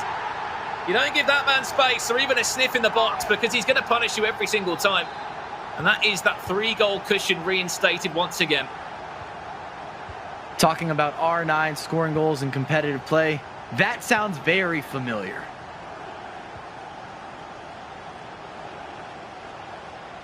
Just a word on that, though, Mike. Kevin De Bruyne getting the start. I mean, of course, these guys are playing on a different sort of account that is available with so many more icons. Just surprised me there that he went for the Belgian. Don't get me wrong, Kevin De Bruyne, a fantastic player, would easily slide into a number of people's teams, including mine. Pirlo even getting the nod. Chance there, back to goal. Ronaldo off the bench. He's timed it red, I believe. It's just gone wide. That's Ronaldo's first chance since he's been introduced at the half-time whistle. But I just feel like if you went sort of team to team, Mike, we went into this game, you saw both teams sort of line up against each other. Trent's team just looked the better of the two as well. Don't get me wrong, you can clearly see a skill gap here between the two, and who's been playing a lot more FIFA 21. But if you had to go team to team, I think Trent had the better team. I'd agree with you that Trent had a better build, especially for competitive play. More players that kind of fit into the meta, fit into the gameplay, just fit into what's most effective. Even with that being said, though, I would happily take either of these squads instead of what I'm using in the weekend league. Chance. There is a goal.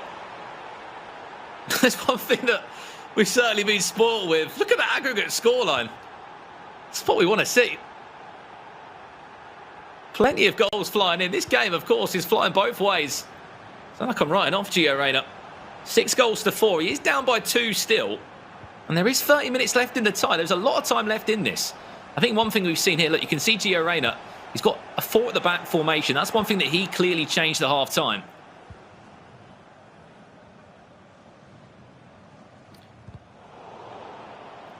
The key is going to come down to defense. I mean, we saw that last game. It was going to be decided who was able to not only take their chances, but also be able to stop the opposition. Another chance for the cutback that time. No way through, unfortunately. As we said, whoever wins this game will book a place in the grand final of the FIFA 21 Challenge, and then we will turn our attentions to our second semi-final matchup. We're seeing the likes of Levy involved, Tekkz and Gravesen, also the Hakimi of Inter Milan, and Declan Rice of West Ham United. Plenty more FIFA to come up. Lovely ball, look at the space. Maradona's got acres of it. He's had so much space and time in that right area. Looking to add another goal onto his tally. Zidane back to R9. Really patient from Trent, really well done. It deserves a goal, it will get a goal. And the main thing here, Mike, it's so important, even at a 3-goal cushion, that's been 3 different occasions in the game that he's reinstated that lead. He's never given Gio a chance to even get a taster back into the game and even just a leg up, anything into the match. And Trent's had a little more composure, a little more poise. It just looks as if he's been playing the game a little bit more than Gio. Gio's been a little more hesitant with some of the defense, when to step, when to sit back, even some of the passing, especially in the first half. It looked as if he was getting used to the game a little bit more, or getting reassociated, as opposed to Trent having that constant free flow, or that just the fluid movement, everybody being on the same page. It looked like a packaged ordeal. Just sit there in little snippets. Maldini able to get the job done. Look how high that line is. I mean, it's expected. He needs to score goals. Did Giovanni Reyna. Unfortunately, it will probably be the end of the road for him and MoAuba in the FIFA 21 challenge. Our first taster of competitive FIFA, with a huge year of competitive FIFA in front of us with the FIFA Global Series. I'm sure we'll be talking to you more about it as this show does go on in the next weeks. Open up, lovely ball over the top, just off the bar from Maradona. I mean, speaking of Maradona, I was going to say Richard. I'm so used to commentate with Richard. It's a first for us, Mike. Maradona, not an icon that I think many pros would start with, of course. You know, Trent Alexander-Arnold, a pro in his own right on the real pitch, not on the virtual one. You know, what is it about him that maybe he's not the full package to pros? Is it his height? It's a few different characteristics. Not having the weak foot has always been a detriment. It makes you a little more predictable. He's also a specialist. Typically, if you're using Maradona, you want him in the middle of the pitch, your number 10 role, and you only get one of those guys. So you're saying, this is my top player. This is the best player for this position. And in past FIFA installments, you've gone with his Argentinian counterpart. You get Messi into the squad if that's the look that you're going for, especially after Messi receives a team of the year or a team of the season or any of the new promos or upgrades. You're saying, that's my guy, I'm going to roll with them. And Maradona's always had some of those concerns, almost an asterisk, that he's not only a little bit undersized or being a specialist, but he also is not two-footed, which kills your creativity sometimes. It makes you easier to defend. And when you're looking at the competitive level, all these minute details, you need those competitive advantages. Just 3 minutes left in the tie. We'll have one name in that grand final, one team, I should say. It will be the team of Fnatic, Tekkz and Liverpool's Trent Alexander-Arnold with a 7-4 win. Unless there's one more. I'm sure there could be. Little cheeky chip. Unfortunately, not enough in the chip. But a really good performance, Mike, over the two legs for that team of Tekkz and Trent. Both having different tasks on their hands, different opponents. Of course, this one, a couple more goals in it, but overall, deserved win in the end. And that'll be Trent Alexander-Arnold, ensuring he puts his place into the final. There's his teammate on the screen now in Tekkz. I'm sure he'll be over the moon. That's one team in the grand final, Mike. And I think most of us expected that, just because we know that Trent's been grinding the game. And when you have two pros that are at a similar level, the pro footballers will often decide the 2v2s, who's going to progress or who's going to be going home. At least that's what we've seen from previous events and previous presidents, that's been the format is, well, how good is your partner? Because it is a team game.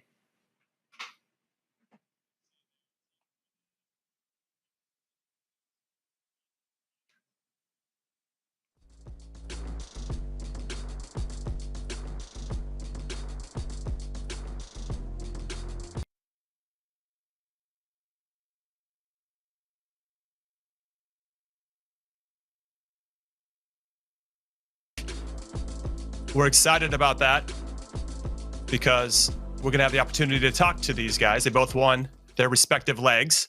Tekkz did the business against MoAuba, and Trent did the business against Gio Reyna. They're with us now.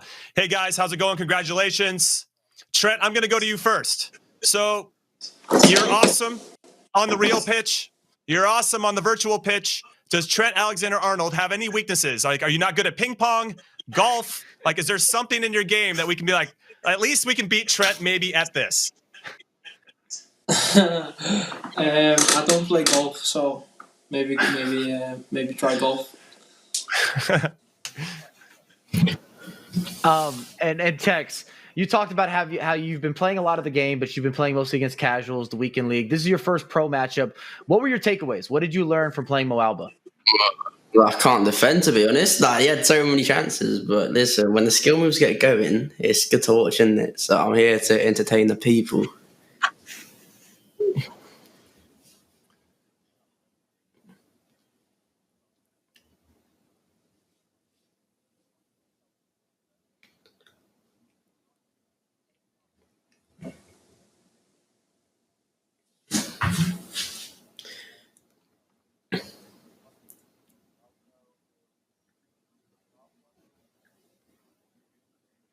Hey Trent, I don't know if you can hear Brandon or not. Can you hear me, Trent? Yeah, I can hear you. Yeah. Okay, so Brandon wanted to know the message. if you are happy with your item in FIFA 21 and how you're finding the game. You got that little +4 bump up to 87. Are you excited about your item this year? Yeah, I'm happy. Yeah, from 83 to 87 is a big jump, so I'm happy with that. I've been using it a lot in the weekend league and stuff. So yeah, I'm excited. I love playing FIFA. So this year, again, another good FIFA. Yeah, I'm jealous. I never got to 87. I think 73 was my peak, and I just have to live with that, Trent. All right, Tekkz, this is for you. Apparently, you fell out of your chair against MoAuba. Do you care to explain yourself in terms of how that happened? Nah, don't show it. Don't show it. No, I thought I heard the door going in, and then it was my chair like making noises, and I watched it.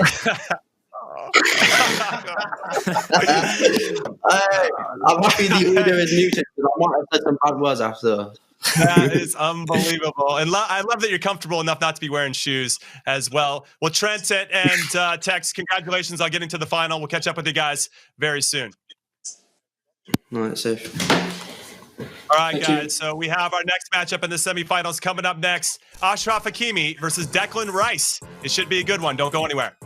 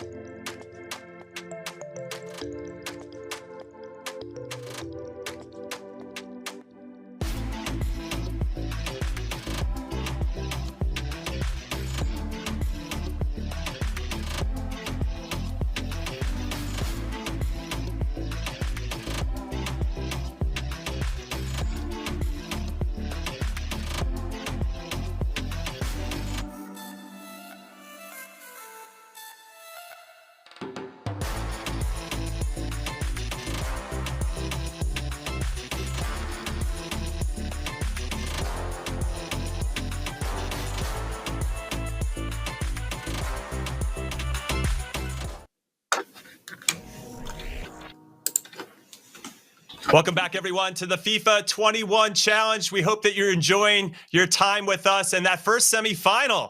Lots of great, sweet FIFA action in that one. Now, before we get into the leg one of semifinal number 2 between the captain of West Ham, Declan Rice, taking on Inter Milan's Achraf Hakimi, I want to get to a player that I adore. He's a giant in the North American scene. He's the first ever E-Champions League winner. It is NYC Chris, who's got some tips for you guys on how to do skill moves in FIFA 21. Take a look. Yeah, what a performance from New York City Chris. He's got a job to do in this game. Lift your trophy, the E-Champions League winner, New York City Chris. Hi, my name is Christopher Harley. I represent New York City FC in the North American region, and welcome to my masterclass.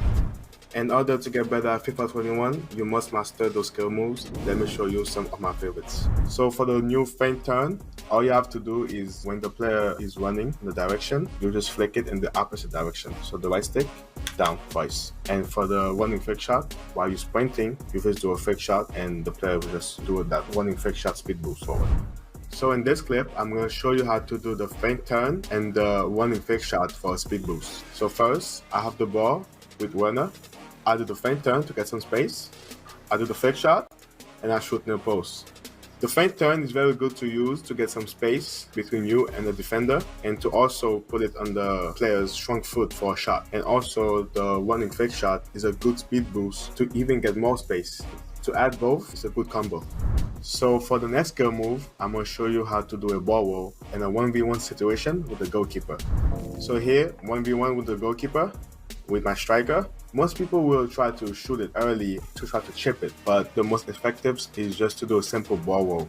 around the goalkeeper. But you have to know the right timing. The timing is about this distance here. You do a wall to the left or to the right. The goalkeeper most likely will slide like this, and you have an easy open net for. So guys, that was my masterclass on the skill move I use in FIFA 21. See you guys on the pitch. Peace up.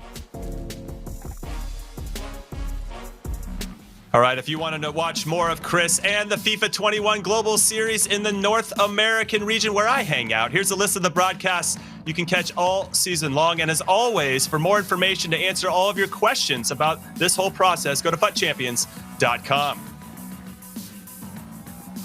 And then starting Tuesday, November 10th, tune in on Must Watch Tuesday nights as the biggest event of the year, Madden NFL 21 Club Championship kicks off.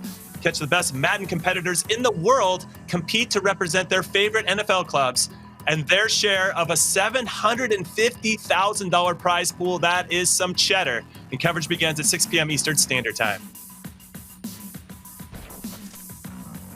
Hello, everyone. I'm Jimmy Conrad alongside Mike LaBelle and Ryan Pessoa. And guys, we just saw two excellent skill moves from NYC. Chris, Mike, I'm going to start with you. Are those one of your two favorites? What is your favorite skill move in FIFA 21? I'm not sure if I'm going to say favorite, but there's a lot that are go-to moves, and Chris talked about those. I love the fake shot, the ball roll, the scoop turns. Being able to do the running scoop turn as well with 5-star skillers is such a big benefit. And Chris is right. If you got a chance to walk it around the goalkeeper, it's much higher percentage than the chip, but sometimes the chip just looks a little prettier. So I like to be easy on the eyes when possible or when I'm feeling it. Mike LaBelle, everybody, he loves to be aesthetically pleasing. I mean, just look at that hair. That's the evidence that we need. Okay, Ryan, for you, skill moves of the ones at NYC. Chris, which is your favorite of the two? And then what are you using primarily in FIFA 21?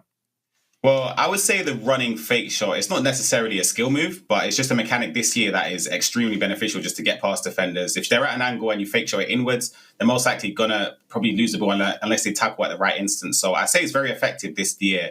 However, I'd say my favorite skill move before the patch anyway, because I haven't really played since then a couple of days ago, was the Elastico and the reverse Elastico. I know that there was a few tweaks with the animation, so hopefully it's still as good as it was before the patch, but I'd say Elastico, and I'd probably say that the skill move Tekkz used in the goal against MoAuba, where it's the fake drag back exit, where you drag it back one way and then fake the other exit.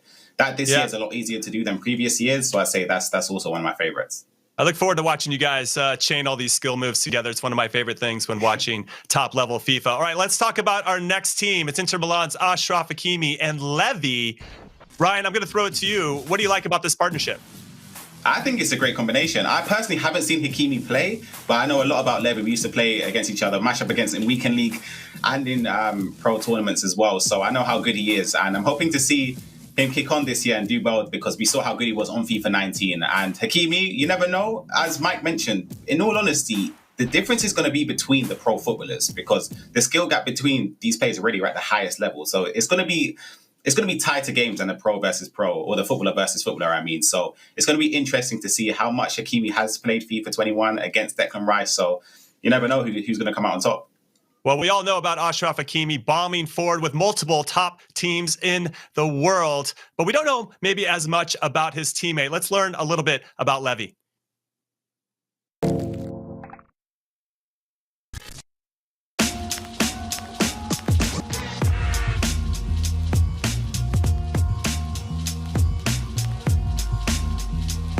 The thing about Levy, he plays total football.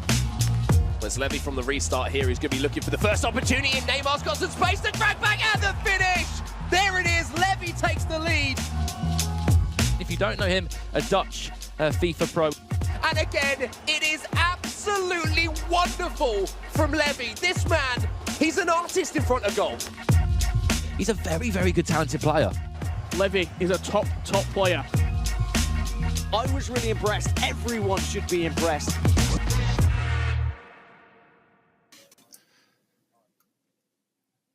Yeah, some good insight there about Levy. Now, you guys both respect the skill moves that he brings to the table. Do you think he's going to have a lot of success in FIFA 21, Mike, because of it? I hope so. Levy's actually a guy that's been around the competitive scene for a long time. I don't know if Ryan knows this or not. I met Levy at an event, I think in 2014 or 2015, just to give you a timeline. But at that point, he was the prodigy. He was the next thing coming out of of Amsterdam or coming out of Holland, and we were saying, okay, this is going to be the next up guy. Then the competitive scene shifted. Some games cater a little more to what you do, but he's always been gifted and talented with the skill moves. He's always been somebody that has been really easy on the eyes, super fancy with the flicks and having the extra steps and all that creative genius. I was always waiting for him to become a content creator because he scored so many highlight-worthy goals. So I'm happy that we get to watch him in action. I'm sure that this game caters well for him, and he's going to put on a show. Yeah, we'll see if Gravesen's got the goods to hold him up. And Ryan, I want to talk to you a little bit on the other side of the ball, the defense, because the two master classes that we've had with Zizinho and NYC Chris have both been more attacking. How do you defend these skill moves? You know, there's so much attention, of course, the flash, the aestheticism, as Mike talks about, all the fun stuff is attacking. But I feel like the defense wins championships. I might be a little bit biased because of my former defender career, but what do you do to defend some of these skills? Because sometimes they feel unstoppable.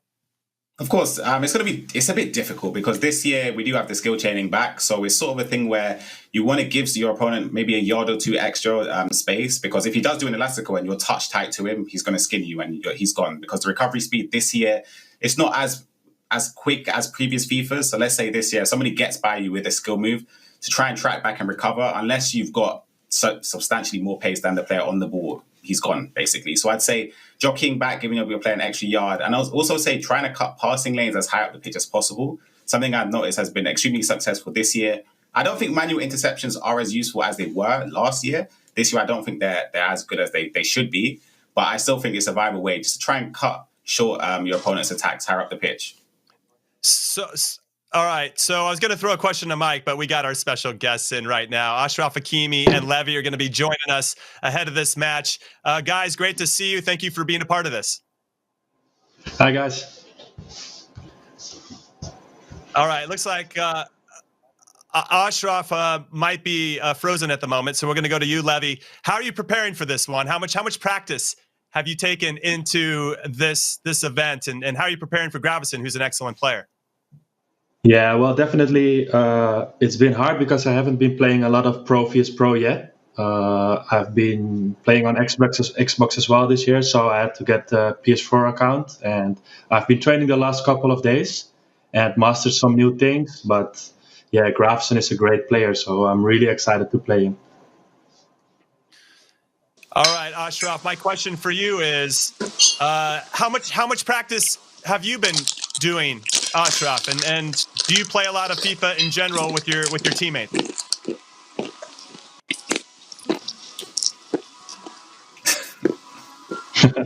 Yeah, you know what? He's preparing everybody by getting some snacks, which is important. You got to stay hydrated and you got to eat your food, otherwise you can't concentrate. Okay, so Levy, let's go back to you really quick. You probably got to see Tekkz take on MoAuba in that one. Did you take any notes from those two players, and what, with regard to how do you implement it into your own game?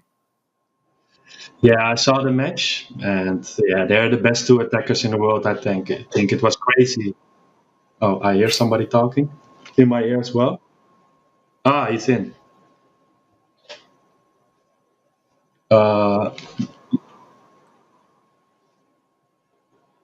Is it just me, or do I hear a voice?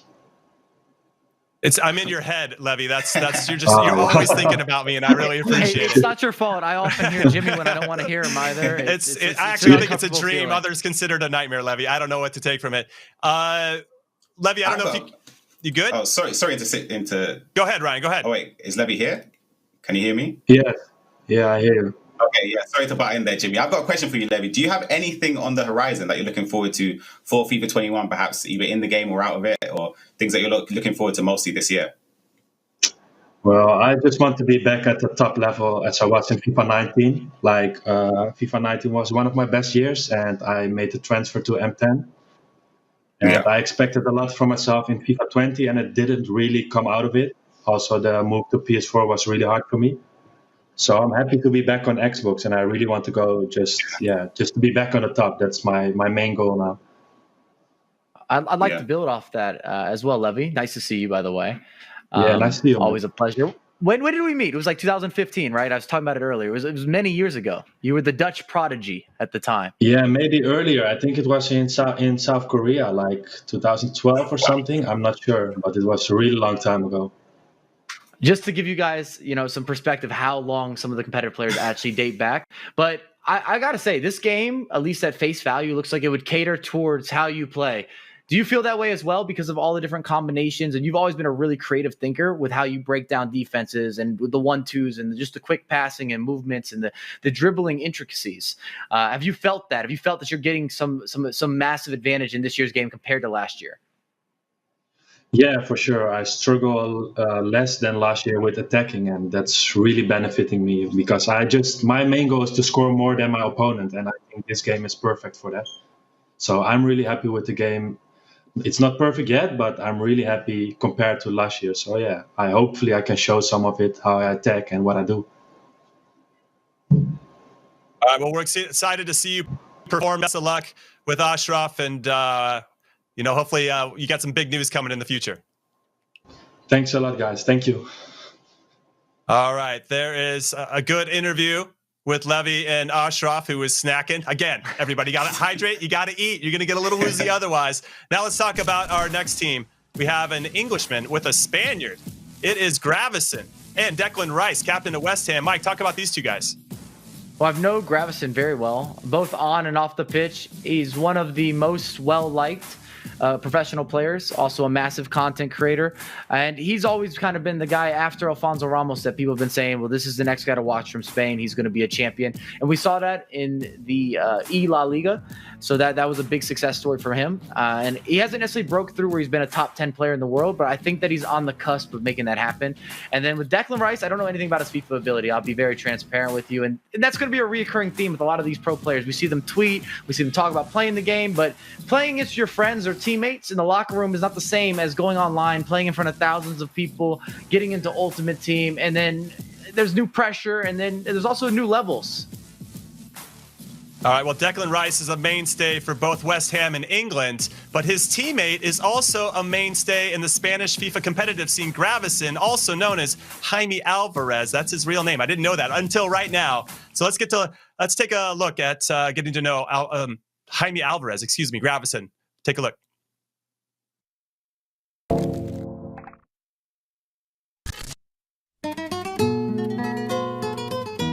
Gravesen, well, he's been around FIFA esports for a very long time, part of that Spanish community as well.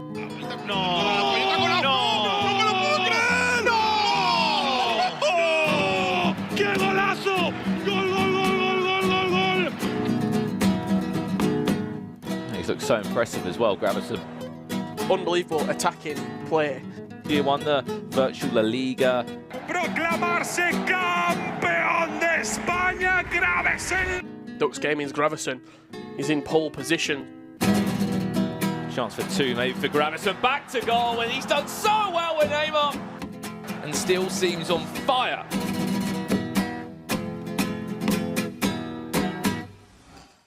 Definitely one of my favorite players from Spain, Mr. Gravesen. But I also, before we move on and actually interview those two players that we're about to see compete, I do want to welcome in Rodrigo Fife. It's good to see you, my friend. You're taking over for Ryan Pessoa. Thank you for joining us. Hi, Mike. Hi, Jimmy. Thanks for the invitation. It's a pleasure for me to be here. And hello, everyone in the chat. How are you?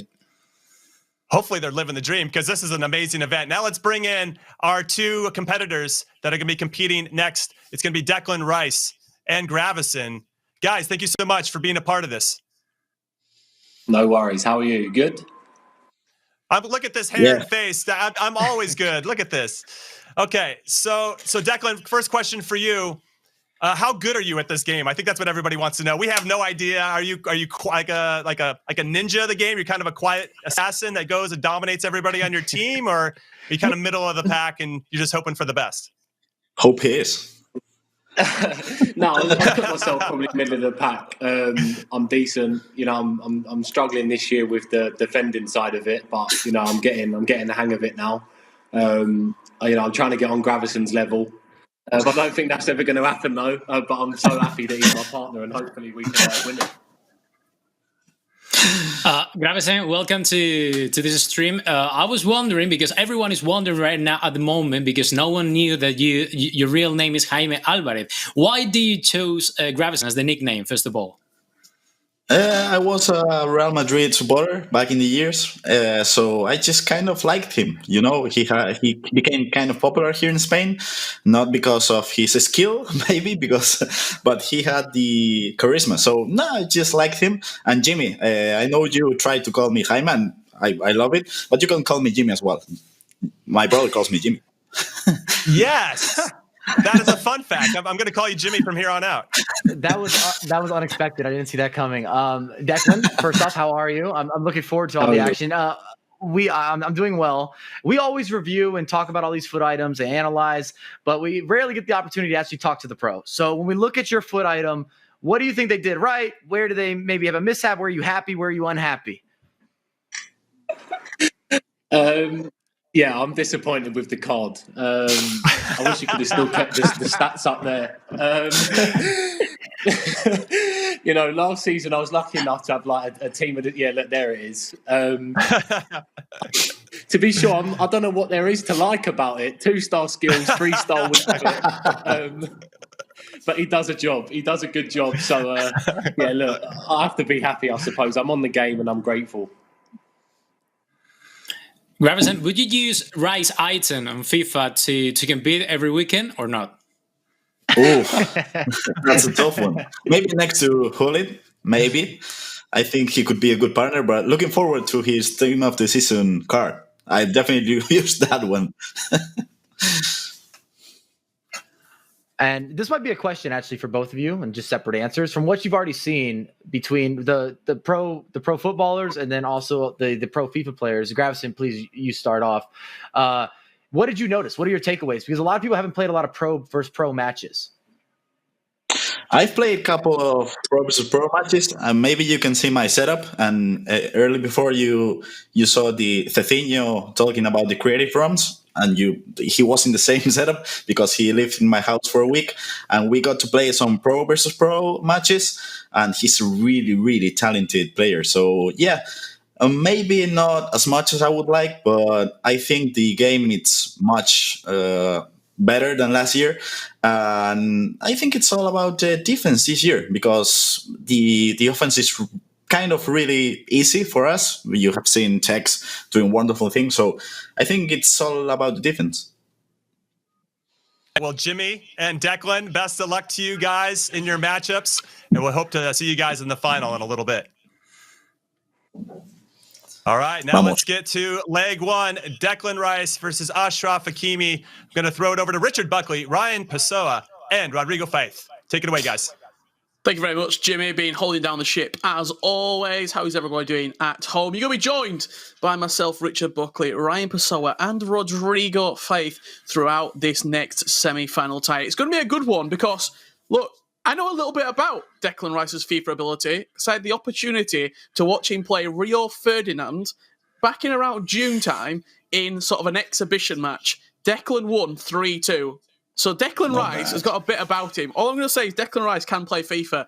And rumour has it that potentially he actually recorded a YouTube video earlier today with one AJ3 doing a squad builder showdown. That's the rumour. That's all I'm hearing. He's got a bit about him as Declan Rice. Ryan, how have you been finding FIFA 21? And when you're coming into games against sort of unknown quantities, unknown players, do you have to go into the game a little bit differently?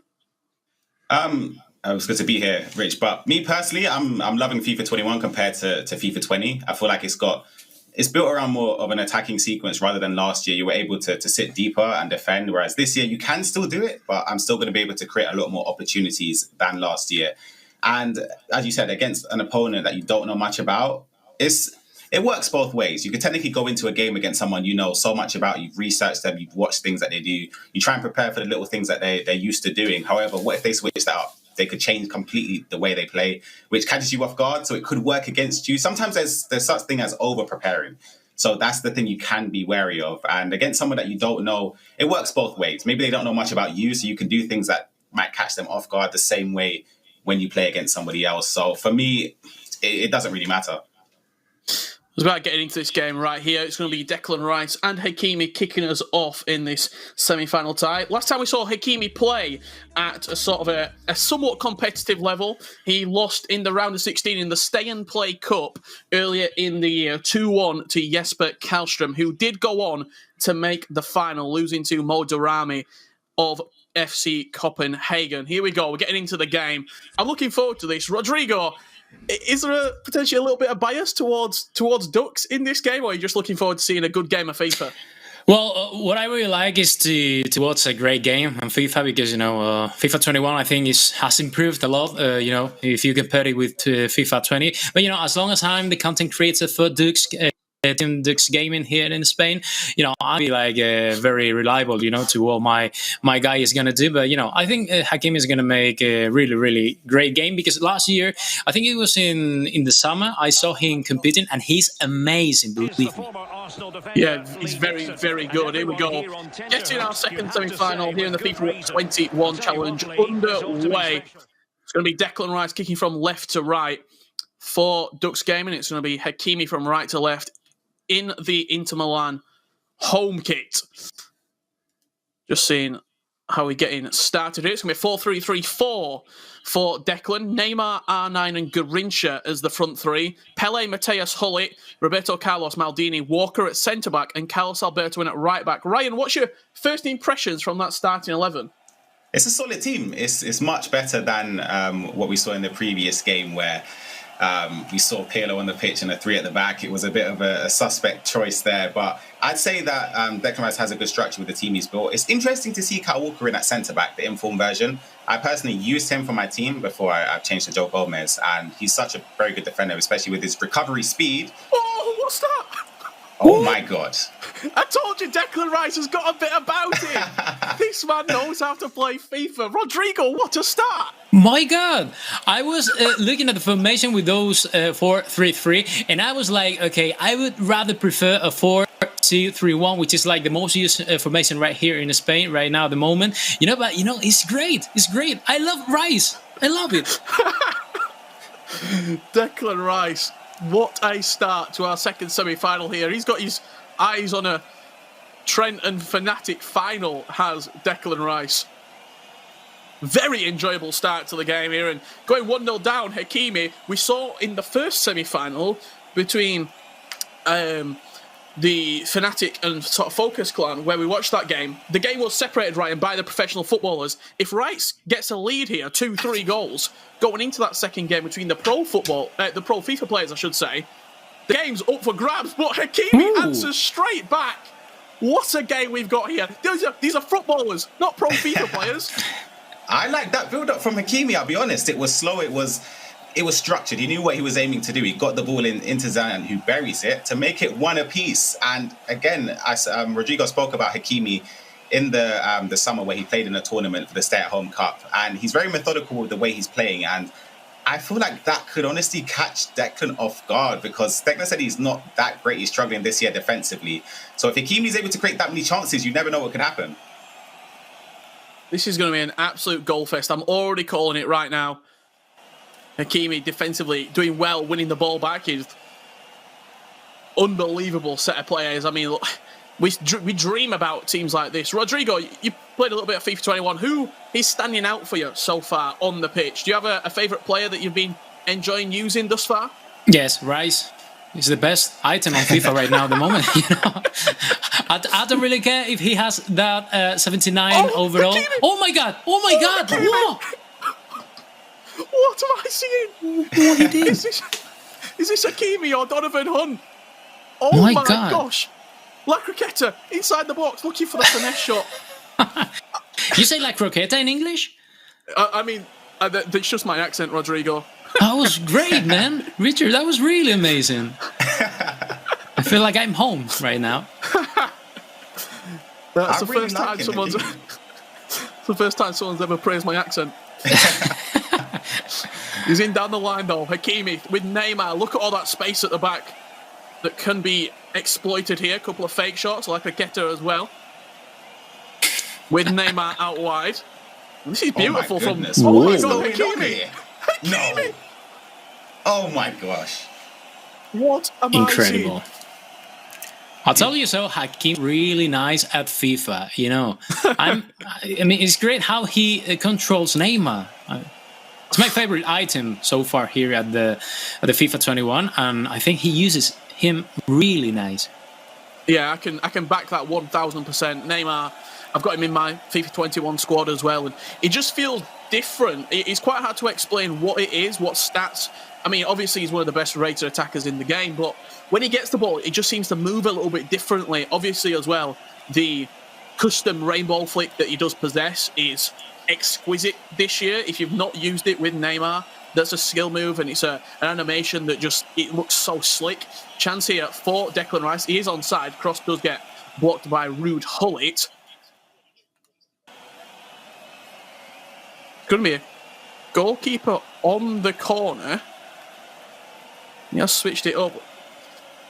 As this corner is coming in, just a note to everybody in the chat right now, it can take up to 7 days for your tokens with the FIFA Global Series swaps to be dropped. Up the other end, Hakimi looking to counter. How important are set pieces this year, Ryan? Are they better than FIFA 20, do you think? I say corners, absolutely. The near post corners, especially if you have someone with the stature like CR7 or like Van Dijk or anyone who's got a large frame. At the near post, they're amazing. Oh my word! What a goal! Oh my gosh! Oh my goodness. Declan Rice has scored 2 absolute worldies from outside the box with finesse shots. Wow. I'm going to have to watch that back. Did he take it with his outside his right boot? I thought it was left foot Garincha. Even still, it's a fantastic goal. I can't believe that. Look at that smirk. Declan Rice, he's on dreamland right now. He don't know what's happening to him. Oh my gosh. What a game we're seeing. I'm on the West Ham website right now to order a Declan Rice t-shirt right now. That's been amazing, man. I'm sure if you ask nicely, you might get it signed as well. Neymar up the other end with Hakimi. Beautiful play. Neymar drifting through the bodies. Left stick dribbling, smashing it into the bottom left corner. This is outstanding. I was not, 100%. I watched the Trent game earlier on. I was not expecting this level of FIFA from the two footballers. Neither was I. I'll be honest. Even saw the round of applause from Declan Rice. He has to pay homage for a fantastic goal. We saw, Rodrigo even mentioned, Hakimi is extremely outside the edge of the box with Neymar. He knows how to utilize his dribbling, his skill moves so well. It's like watching someone that's been playing FIFA at a high level for a long period of time. I never knew Hakimi was this good, I'll be honest. Despite Rodrigo even saying it, I just didn't expect him to be that good offensively. Absolutely. And now Declan Rice looking to get back in front. He's led twice in this match thus far. Gullit on the edge of the box, looking for the first time. Touch away from Hakimi as we are approaching half-time. We'll get the thoughts of Ryan and Rodrigo at the break. But again, you see Rodrigo, he's constantly getting the ball to Neymar, and look at that animation. Oh, it's like butter. It's beautiful. Hakimi. My God. Once again with Neymar, you know? Once again, he's going to score with Neymar. Oh my goodness. Yeah, there you go. There you go, man. Somebody press record because this is about to go into a compilation. Oh what my is going on? Incredible. One of the things that really surprised me is that Hakimi has Neymar, because when you talk to any pro player, right, at least in Spain this year, they say that in FIFA 21 he's even worse than last year's Neymar. So that's why he really surprised me, I just want to point something out quickly as well as we approach half-time. Hakimi has not blinked. He has had the exact same facial. He's been scoring unbelievable goals, and the man has not blinked.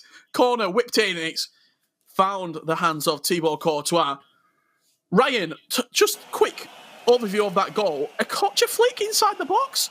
Yeah, honestly, I'm lost for words here because we've seen 5 fantastic goals within the first half. Potentially, you could see another with the couple minutes left, but Hakimi surprised me. He's very ruthless, and the goals he's going for, you can see he's definitely for a highlight reel.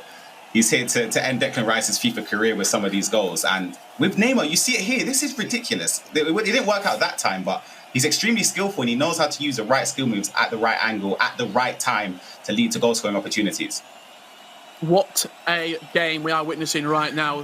Final attack of the half will fall to Rice. Referee does blow up for half-time. Declan Rice and Hakimi are putting on an absolute showcase for the masses right now. What a game. Rodrigo, I'm going to come to you first. Crazy. Was anybody expecting that? Not me, at least. I mean, not me, because, I know that he's a great player, FIFA. I didn't know that Glenn Rice was at that level. But, the comeback right now of Hakimi, it was amazing. And the show they're giving us is just, it's top. Wow. I mean, Ryan, you can see Neymar just above my head right now. He's putting on a clinic in this game. As I said, I'm sort of lost for words here, because I did not expect this. I thought Trent would be the best footballer on FIFA in this tournament by a landslide, but I'm seeing some skill moves and some intricate plays from Hakimi that I genuinely see from some players who rank elite and above. So it's very odd to see. I don't know, you just don't affiliate a footballer to be that good. I know there's some footballers in real life that have actually achieved 30-0, like David Myler, like Jota as well, but Hakimi, honestly, could potentially be close to that level if he played consistently, and it's unlucky there from Declan. What a save. However good he has been, Hakimi, with the skill moves, Declan Rice has been in this game. It's only 3-2. We've seen unbelievable piece of trickery and skill, but Declan Rice is just persistent in his approach in this matchup. This is only the first leg as well. We have got coming up Gravesen against Levy. Chance for Hull inside the box, off the crossbar. No. Oh, wow. I'm going to need to lie down. Wow. I still trust in Declan Rice because despite I think Hakimi is a better player than him, the good thing of Declan is that he's arriving to the rival's goal. So there's a good point about it, Yeah, continuing to make chances is Declan Rice. Roberto Carlos across there. Just a quick one. Next time the ball does go out, Ryan, I'm going to get your opinion on a couple of icons this year in FIFA 21. Is there anybody that you've seen just specifically in this event that we've seen so far? I know Mike Lobel talking about Maldini earlier, that has impressed you. I say Maldini's been phenomenal. I think Arna and Ronaldo, it goes without saying, in my opinion, the best attacker, and he has been for several years now. But it's just incredible the way I feel like maybe it could be Tekkz because he makes everyone look fluid. But the way R9 is turning, R9 is not usually affiliated at the start anyway with very smooth, silky dribbling. He doesn't turn as fluent as the likes of Pele, the likes of Eusebio, Messi, Neymar. But the way he was turning for Tekkz, and even for both of these players, for Declan Rice and Hakimi, is very interesting to see. But from me personally, the icons that I have used this year, I'm a massive, massive, massive fan of Zidane. I feel like he's amazing, and Hakimi's got a chance here. Neymar, he could have played the cross, the low-driven cross into the box, but just bundled him over. Neymar went over. Referee doesn't give anything. 2/3 of this game already have been completed. We've got 38 left. Out wide again with another Brazilian. It's Roberto Carlos attacking, but his countryman Carlos Alberto getting the slide tackle in. You see, he's selected into the near post. This is a strategy that a lot of pros will do. You flick onto the player, you then make the run yourself manually into the box. Hakimi has got a very good FIFA IQ, Ryan, and we've seen it in full display right now. R9, drag back on the edge of the box. Maldini puts a good foot in. Yeah, this is bizarre. I'll be honest. I don't know. It's just because I went into the game thinking that none of them would be on the level of Trent, just because I've seen how Trent plays, and it's a cynical tackle there. But you can see from the player counts, there's two ends of the spectrum of FIFA players. You've got one player that's locked in, zoned in. He's barely even blinking or breathing in Hakimi, and you've got Declan Rice. He's very, I guess you can see that he's everything that happens in the game. He's very action based. You can see his emotions straight away. Even there. Take that with goalkeeper. Pumping it in the box. We have got 25 minutes left here to play. Rodrigo, a couple of changes being made here. You saw a glimpse of the custom tactics. What do you think Hakimi needs to do to see this game out? What does he need to do? Does he need to make any changes? Oh, not really. I think he has to be very focused on defense because one of the best things of FIFA 21 is that the game makes you even better to concentrate and to focus on defense, which is for the people who are not professional players, as me, for example, is one of the things you have to improve. So that's why I think right now, seeing how Declan Rice is attacking, I think for Hakimi what he has to do is just to be calm down and focus on defending the best he can. Couple of substitutions there coming on for Declan Rice. It looks like Maradona got the call up to be introduced. Try and save this first leg semi-final tie. R9 turns away from his man, and he's got space to accelerate into as well. Wow. Does Ronaldo passed across the box? Great bit of defending. Come on, Declan. Still time. Come on.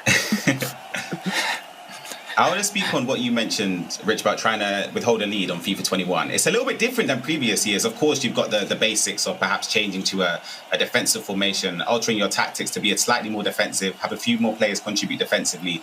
But I feel like this year, the best form of defense is attack, in all honesty, which we're seeing from Hakimi here, as he's breaking with Neymar. And I think that's going to be a corner. But yeah, as I was saying, especially this year, chasing a game with team press and the other tactics that are available, it's very easy to press your opponent in. So you don't want to give your opponent that I guess, luxury of having you penned in. Pullet selected at the near post, does win the flick on, it's flashed across the goal.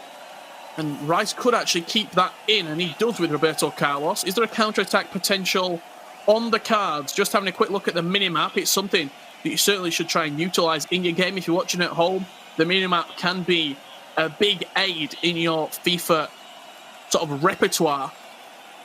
Passed out wide here to Leo Messi getting the call up, something we don't really see in a lot of pro versus pro matchup. Leo Messi involved as Mike said, team of the year, or if he wants to get a different promo item throughout the year, that's when you might see him introduce more. Hully looks to be in behind. Rude Hully, is he away? Awful touch from the icon. He's took a shot on a weird angle. Courtois spills it up and it's over. For a second, I thought that were going to go in, Ryan. Yeah, that was a chance. I feel like he didn't need to take the heavy touchdown line. He could have maybe slowed it down a bit. But that's what you see the difference. You won't see Gravesen make that mistake or other pros. That's why it's a bit.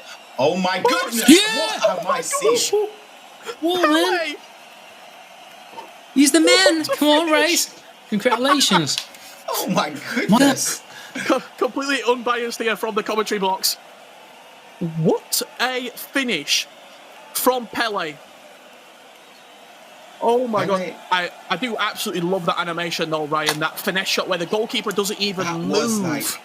Oh my! I'm sure Declan Rice has scored a screamer, didn't he, last season, where the keeper was nowhere near it. So, bro, Pele with a left foot finesse from there, flat foot in the goalkeeper is crazy. What a goal! Unbelievable. And we've seen a couple of substitutions coming on here for Hakimi. It's Maradona and I believe CR7, Cristiano Ronaldo, coming on in sort of a wide right-sided player, but Pele 95 rated, and what a finish that is. Some of these goals I think all the goals, in all honesty, have been outstanding in this matchup, and we've still got 13 minutes left to play. Will there be a winner in this first leg to set a potential advantage to either Gravesen of Ducks or Levy with Hakimi at Inter here? It's going to be Declan Rice potentially to get away from his man with Maradona. That's a free kick. Cynical. Yellow card. I don't know, Ryan, if he uses Maradona often. Do you?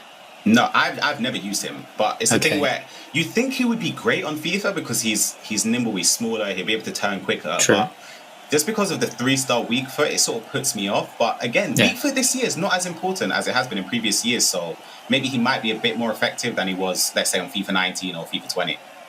Yeah, I can agree with that 1000%. You saw that shot when Pele flying on his left foot. We've seen Mo Salah as well in Weekend League used a lot more with the 3-star weak foot. I certainly think skill moves have set the precedent over weak foot. Speaking of Maradona, Elastico trying to pull players out of position. Great turn by CR7. Digs into the back post. Oh, headed away from Rice. Chance still not over yet. Rude Hully on the edge.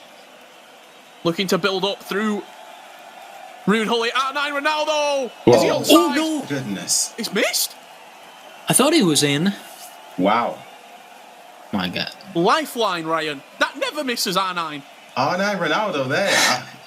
Jimmy, if I'm playing in a game like that and I've missed that, or if my opponent's missed that chance, I'm thinking, all right, I've got 4 minutes left. I can go for it here. Luck's on my side. I might take a pop shot. And we've seen, honestly, every single goal we have seen here has been amazing. It's been top draw from both of these players. And I respect Declan Rice from taking some unorthodox shots because for me personally, with that Pele chance, I don't honestly think I would have shot there. I'd have tried to work it in a bit. But it goes to show that you don't necessarily have to create the perfect goal-scoring opportunity to score on FIFA 21, which is something that I do like. Chance here, Pele, the goal scorer for that third one. Fake shot inside. What a fake shot! Oh. Yeah, Declan Rice. Yeah. Incredible. Rodrigo. I told you got his so. top off. I told you What so. a It was finish. still time to make something interesting. Declan Rice, I love you all. Come on. Incredible. What a finish from Declan Rice. Beautiful fake shot and then whipped into that bottom left corner. Whoa.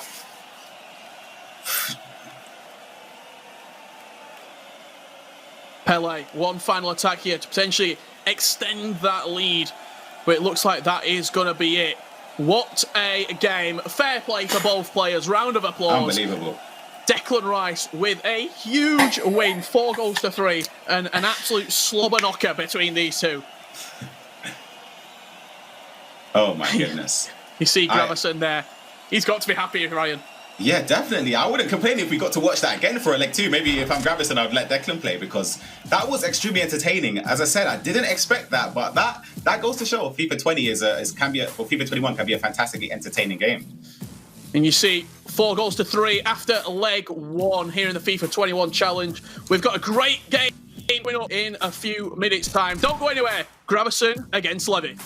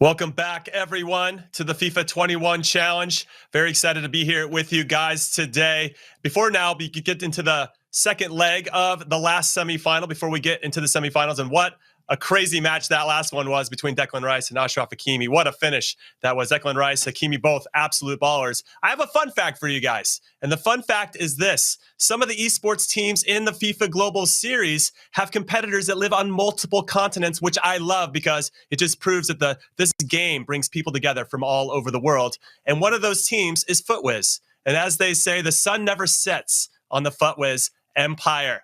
And that was true. We went down under to talk to one of their competitors in Australia, Jamie O'Doherty, who has some tips for you guys on what tactics you should use in FIFA 21. And here is Cristiano Ronaldo, and there is the second goal for Jamie. It really has been a day to remember for FUTWIZ, Jamie. Hey guys, my name is Jamie O'Doherty and I'm playing for Team FUTWIZ in the Oceania region, and welcome to my masterclass.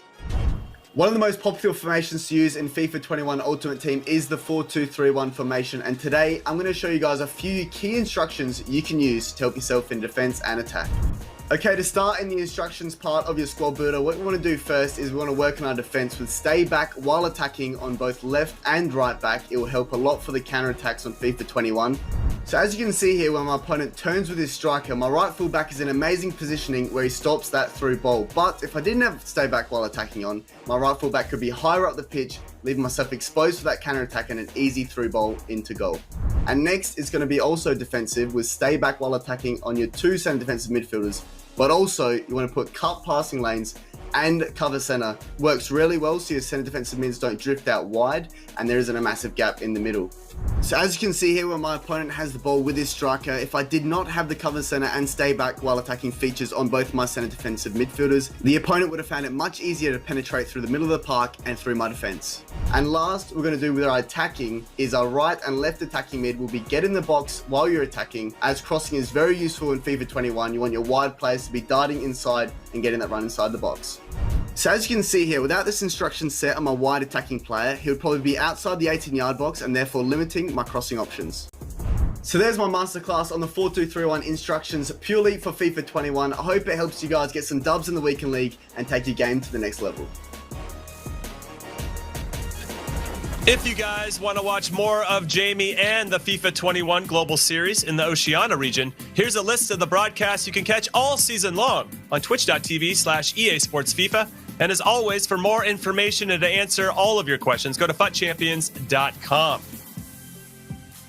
And then also for you guys, October 31st to November 2nd, it's the Apex Legends Global Series Autumn Circuit showcasing the best Apex players in their regions as they go head-to-head to compete for their share of a $500,000 prize pool. Yes, please. I want to be an Apex player now. Coverage starts Monday, November 2nd at 9:45 a.m. Pacific Standard Time. And stay tuned to twitch.tv/playapex to catch all of the action. All right, that's enough for me. I'm going to throw it over to Richard, Ryan, and Rodrigo for the call of this very exciting second leg. Take it away, guys. What a game we just saw there. I'm still reeling, Ryan and Rodrigo.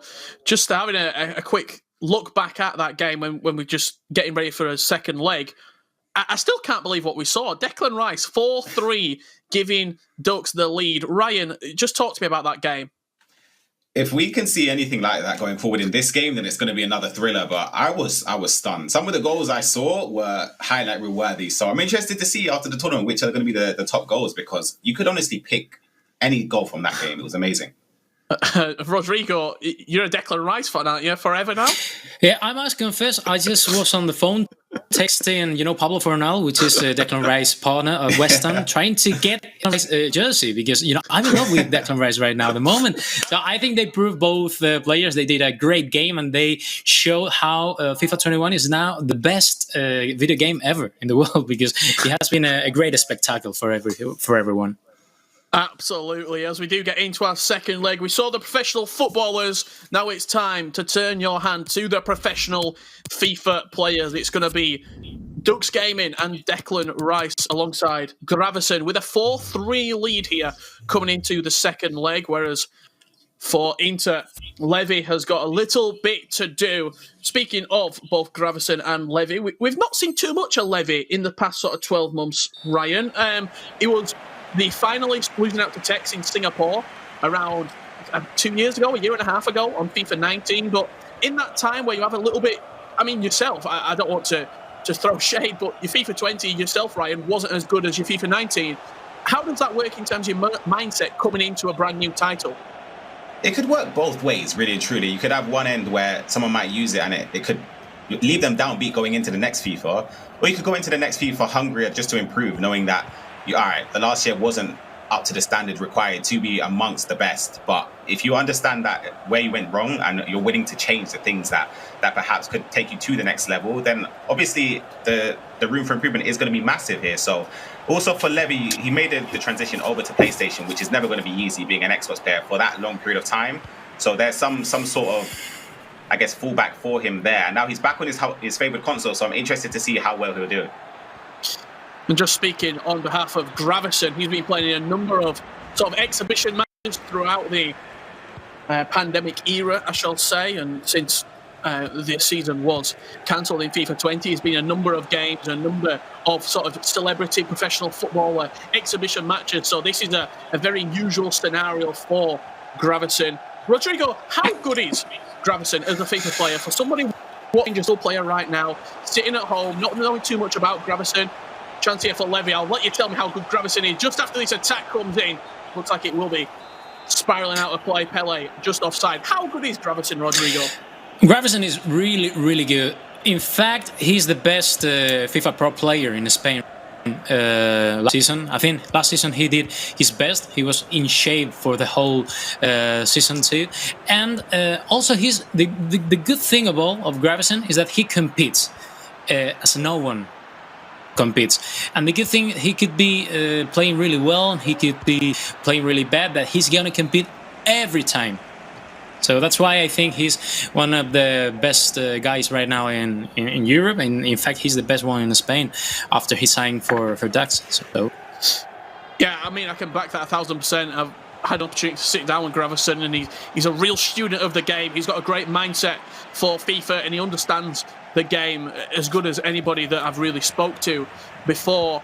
Levy loves to play beautiful FIFA. I remember back in FIFA 19, it was a very sort of El Tornado, La Criqueta sort of heavy game, Ryan. And he said, I'm not going to do any of those two things. I'm going to play completely how I want to play. Pass and move, work people down, and score goals like that. And this game's sort of built to his needs, you'd say.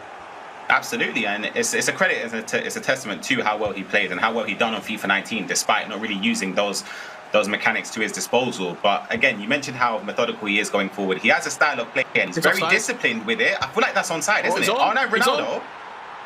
Beautiful. Whoa. Yes. Oh, what a goal. Just break it down for me, Ryan. The offside trap played at the wrong time. It was a split second too late, and that's how catastrophic of a thing it can be. It can be. It can work to your advantage, but again, just there he was a split second off. It looked like it was just about onside to me. Ronaldo's gone through, and this year, chips over the goalkeeper. If you move your goalkeeper an inch off the line and someone chips it, the odds of it going in, especially using someone like R9 Ronaldo, who is lethal regardless of any shooting type you use, he's always going to bury that, and it's 1-0 to Gravesen. Great start. If you're a Ducks gaming fan, if you're a West Ham fan, for this team. There's an unbelievable performance in the first leg by Declan Rice to put Ducks 4-3 up in this two-legged aggregate tie. And Gravesen extending the scoreline to 5-3, corner whipped in. Going full to the edge of the box for Mbappe. Pele now looking to turn, but runs into too many white shirts at the back there. I love that finish. I love the dink. I think the chip shot is... It's not really been a viable way of scoring, Rodrigo, in a number of FIFAs, but this year it's really back, and it's back with a vengeance, is the chip shot. So useful. It's funny because last week I was talking to Gravesen, talking about the chip shot, because I'm really good at that, but he wasn't.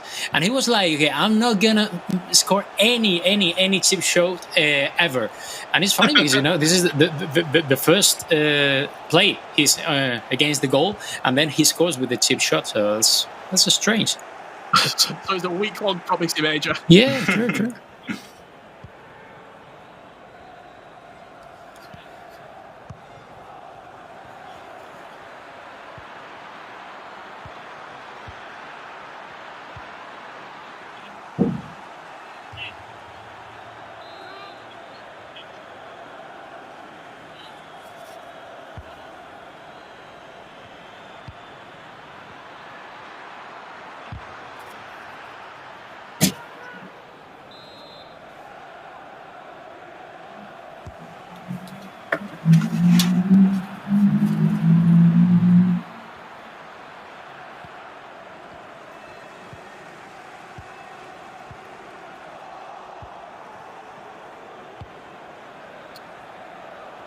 Welcome back here to the FIFA 21 Challenge. Apologies for any small technical difficulties we have had here. You're coming back at the perfect time, so it could be a chance for Gravesen with R9 Ronaldo.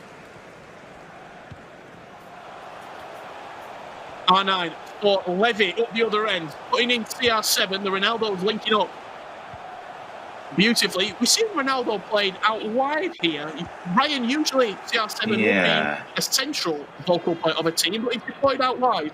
Yeah, that's interesting to see, because for me personally, I feel like this year I've not used R9 Ronaldo yet. He looks phenomenal, but for me, the players that I've used, hold on here, Ronaldo's in, Mbappe, If he played that, he could have played it back there to create a goal scoring opportunity. But as I was saying, I think CR7 this year up front is absolutely lethal. Like, I feel like it's the best he's been in a few years. So that's a testament. And contrary to Messi, I don't think Messi's that great this year. So yeah, I feel like this is the year of dominance from CR7 in terms of gold cards, alongside Neymar and Mbappe, of course.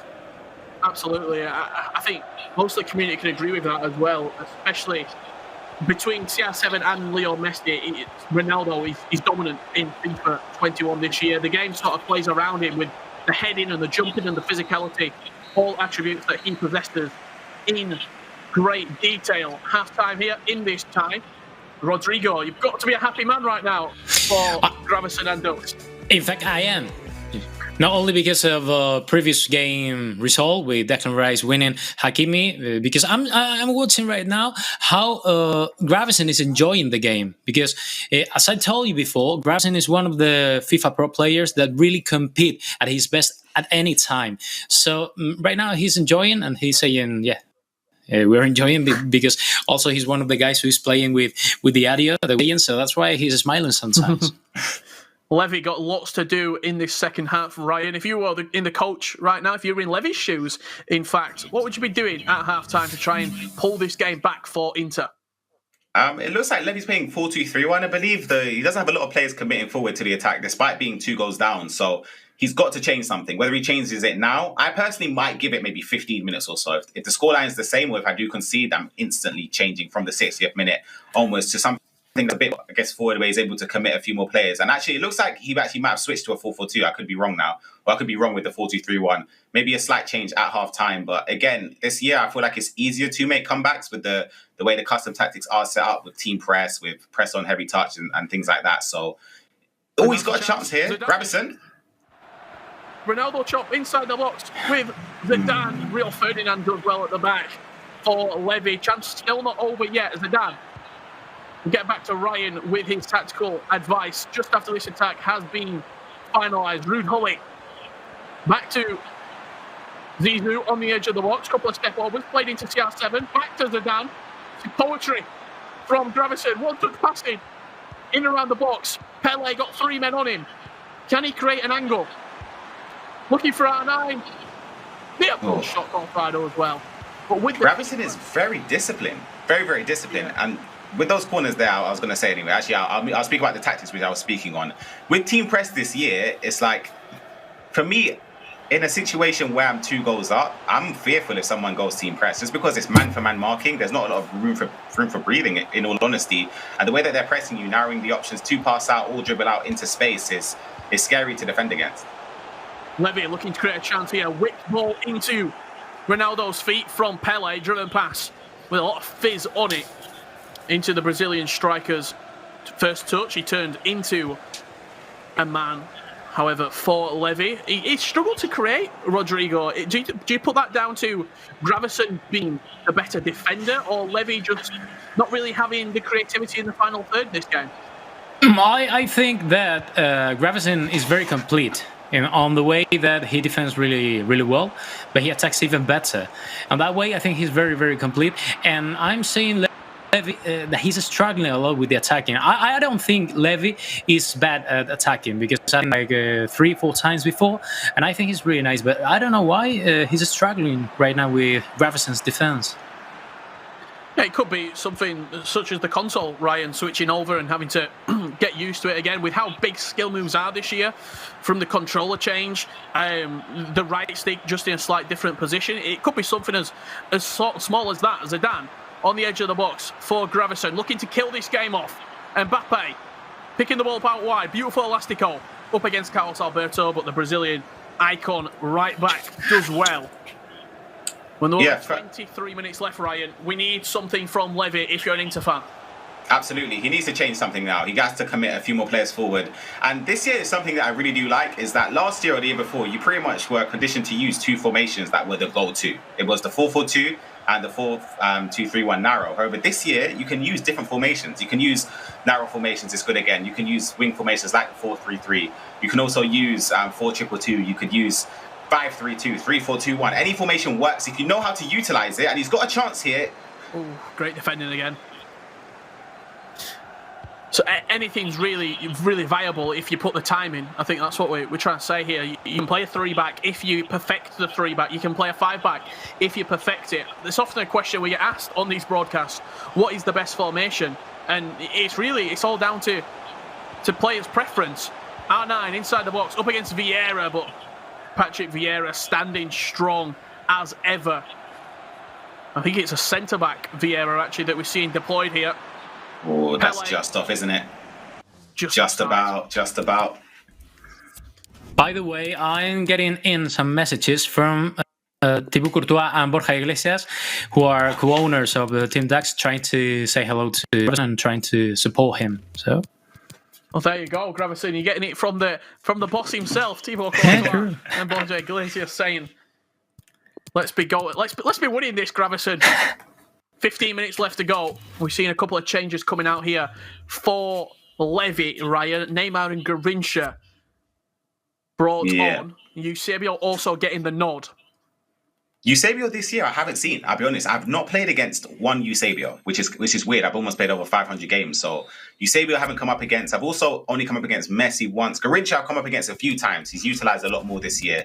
I feel like he's a lot better than last year. Last year I didn't think he was that great, but this year I feel like he's very good. And we're seeing an unorthodox formation. I spoke about formations, I'm telling you. He's using a formation you would never really see last year, but defensively it's very structured for him, for Gravesen, and he's very used to defending in this way. So if he switches to that when trying to hold the lead, it could be beneficial for him. Speaking of icons, we've seen Philipp Lahm, new icon introduced this year into FIFA 21, brought on at central centre mid. That's the base Lahm, the CDM version of the German's icon. I think going back to the Eusebio. Have you tried Lahm? I've not tried Lahm, but he looks very good. What about yourself, Rodrigo? No, not me. I was wondering how Lahm could work in my FIFA Ultimate Team, but I couldn't have the luck to have it. But I expect him to have it real soon.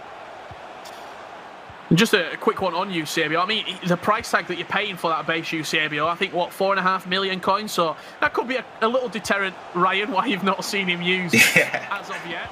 Pele inside the box, looking to turn for Levy. Ball forced to Kylian Mbappe, who then plays into Garrincha. He's looking to create an avenue of attack. Is Levy. Slow build up on the edge of the box. This game is not over yet. Garrincha looking to turn his man. Does just get away from the Brazilian and a chance to counter attack. Oh, he's in. Gravesen. And he killed the game. Garrincha driving to the byline. Beautiful turn back inside the box, reverse to Wastico, agile dribbling. Both of these players, I'd say specifically for Levy, Gravesen is defending phenomenally well, but Levy's looking for the literally 100% goal scoring opportunity, where we saw in the previous game, if he's going to learn something from the game against between Declan Rice and Hakimi, is that there were chances where it might not be 100%, but you have to take them. Oh my God, it's beautiful. He tried it. He tried the chip. He tried it. Yeah, what a showman, Gravesen here. Yeah, put it on an absolute clinic. Thibaut Courtois picking up the ball. Playing through the channels here for Levy. Mendy getting on. Ferland Mendy just looking to create an avenue of attack. Pele inside the box. He's got one. 5-4 with 2 minutes left to play. 2 minutes left. He's got the goal. He has to flood players forward. I know that you can see that he's started to commit a few more players forward. So I feel like he's left it a bit too late, but he's actually got the ball back.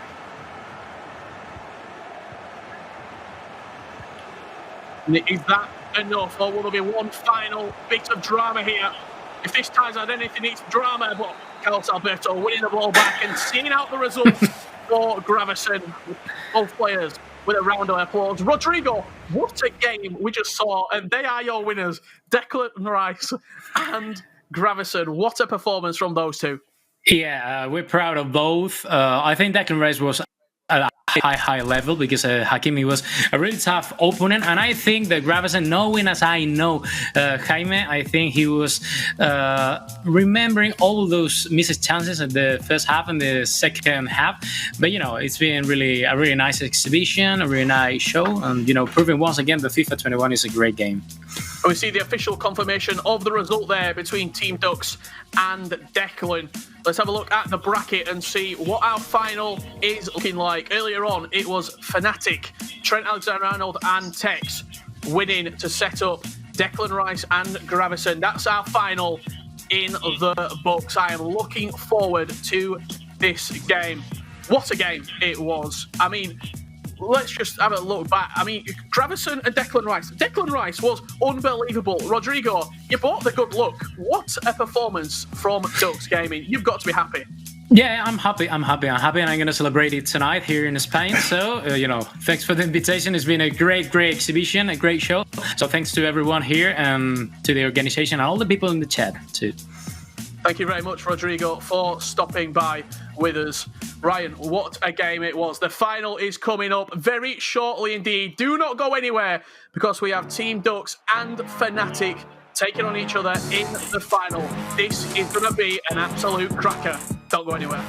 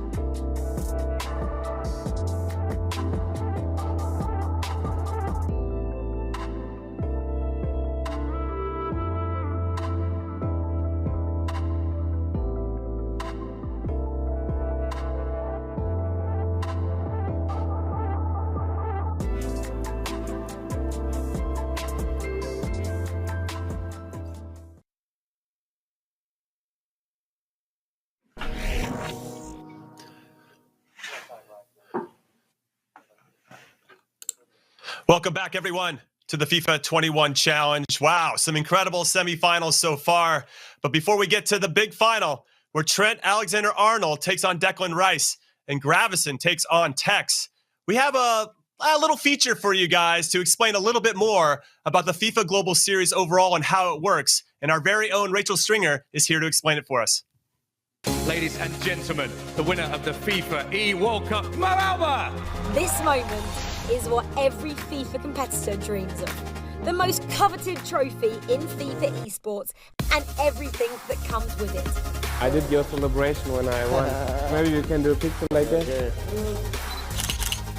So how do you get there? Here's the breakdown. The best players compete in the FIFA Global Series, the world's most prestigious FIFA competition. Whether you're from North America, South America, Asia, Africa, Europe, or Oceania, you can begin your journey by registering at FUTChampions.com and making a name for yourself in the FIFA Ultimate Team Division Rivals. By racking up W's, you'll be able to take the team of your dreams to compete in the FUT Champions Weekend League against other aspiring competitors. The top players from each region will be invited to compete in the regional qualifiers, and then from there, the top-ranked players will join winners from our partner leagues in the regional playoffs. And only the best will make it to the E-World Cup. Once there, it's all about who can handle the pressure. Head over to FUTChampions.com to register, start racking up those W's, get FUT verified, and who knows, you might be fighting for a spot in the FIFA E-World Cup soon.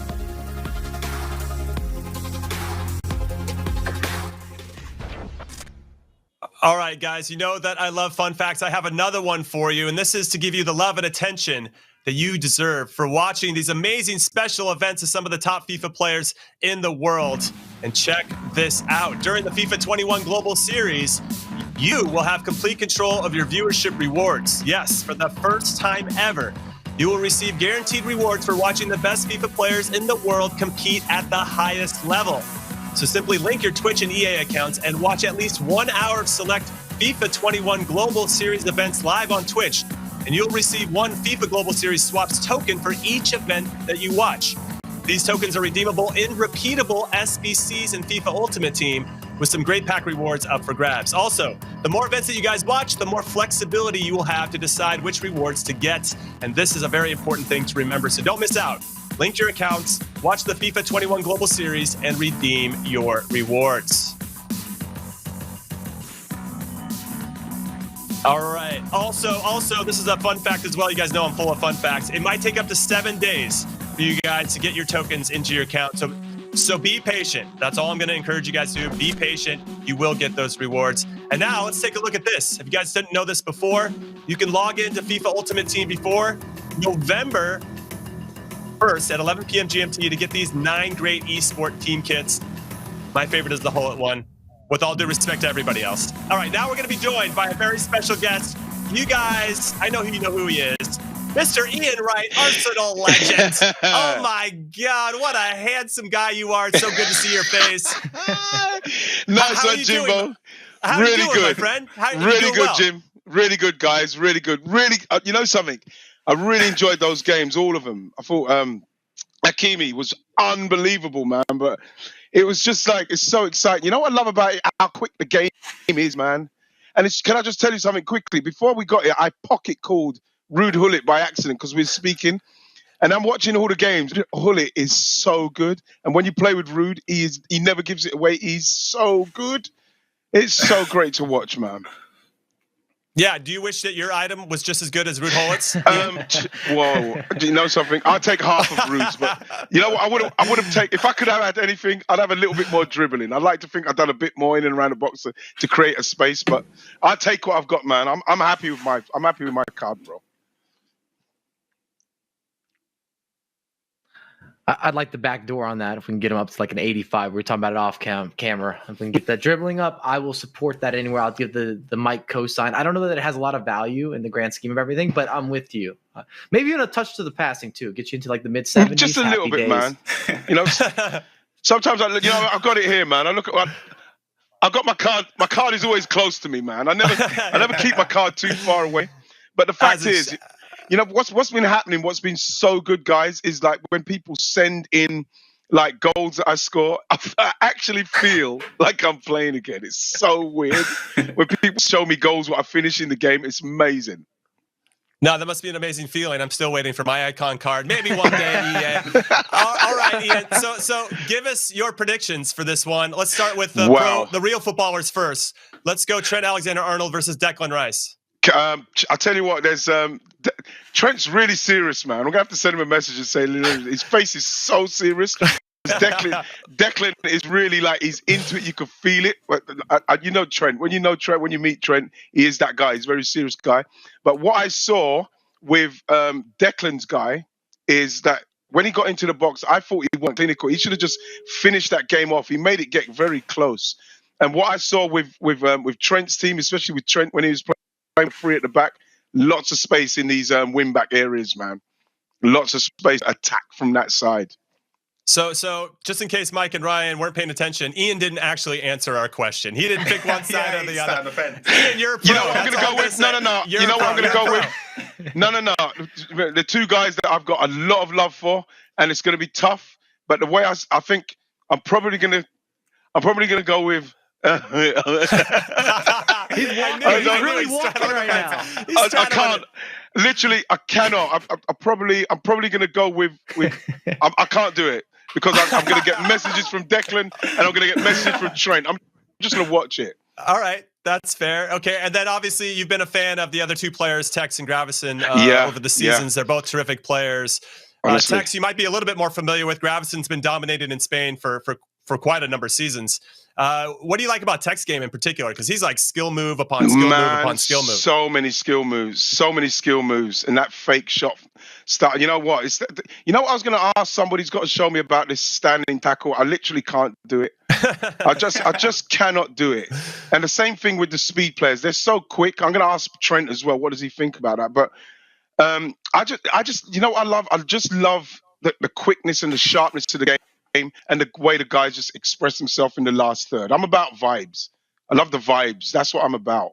I want to see more vibes. All right, that's what we appreciate about you, Ian. Is all the good vibes. You're one of our ambassadors of good vibes. That's what I'm going to give you that title for sure. Man. Now, Ryan, can you answer that question for Ian? Like, what is it about the standing tackle? What can he do to improve his game? They have something this year called like the charge tackle. If you hold R1 and then if you tackle in like the right angle, you're able to get the ball back. Pretty much, if you time it perfectly, it's risk reward. If you time it incorrectly, they're going to skin you. But if you tackle properly, you time it perfect. Yeah, so you have to. It takes practice. Practice makes perfect with FIFA. But no, I'd say it's a learning curve. But I have a question as well. Do you play like a lot of FIFA or a lot of Ultimate Team?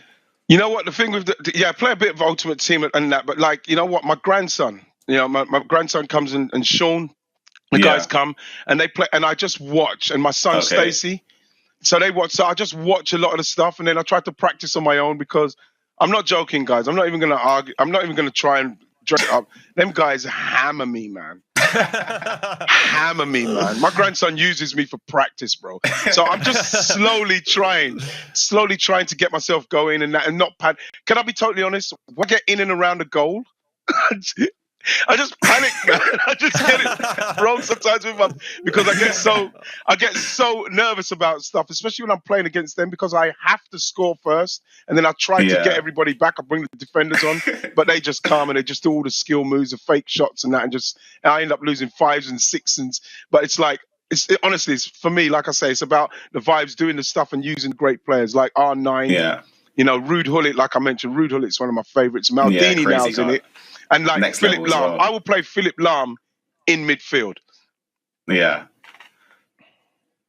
All right. And then Ian, I wanted to actually ask Mike this one to help you.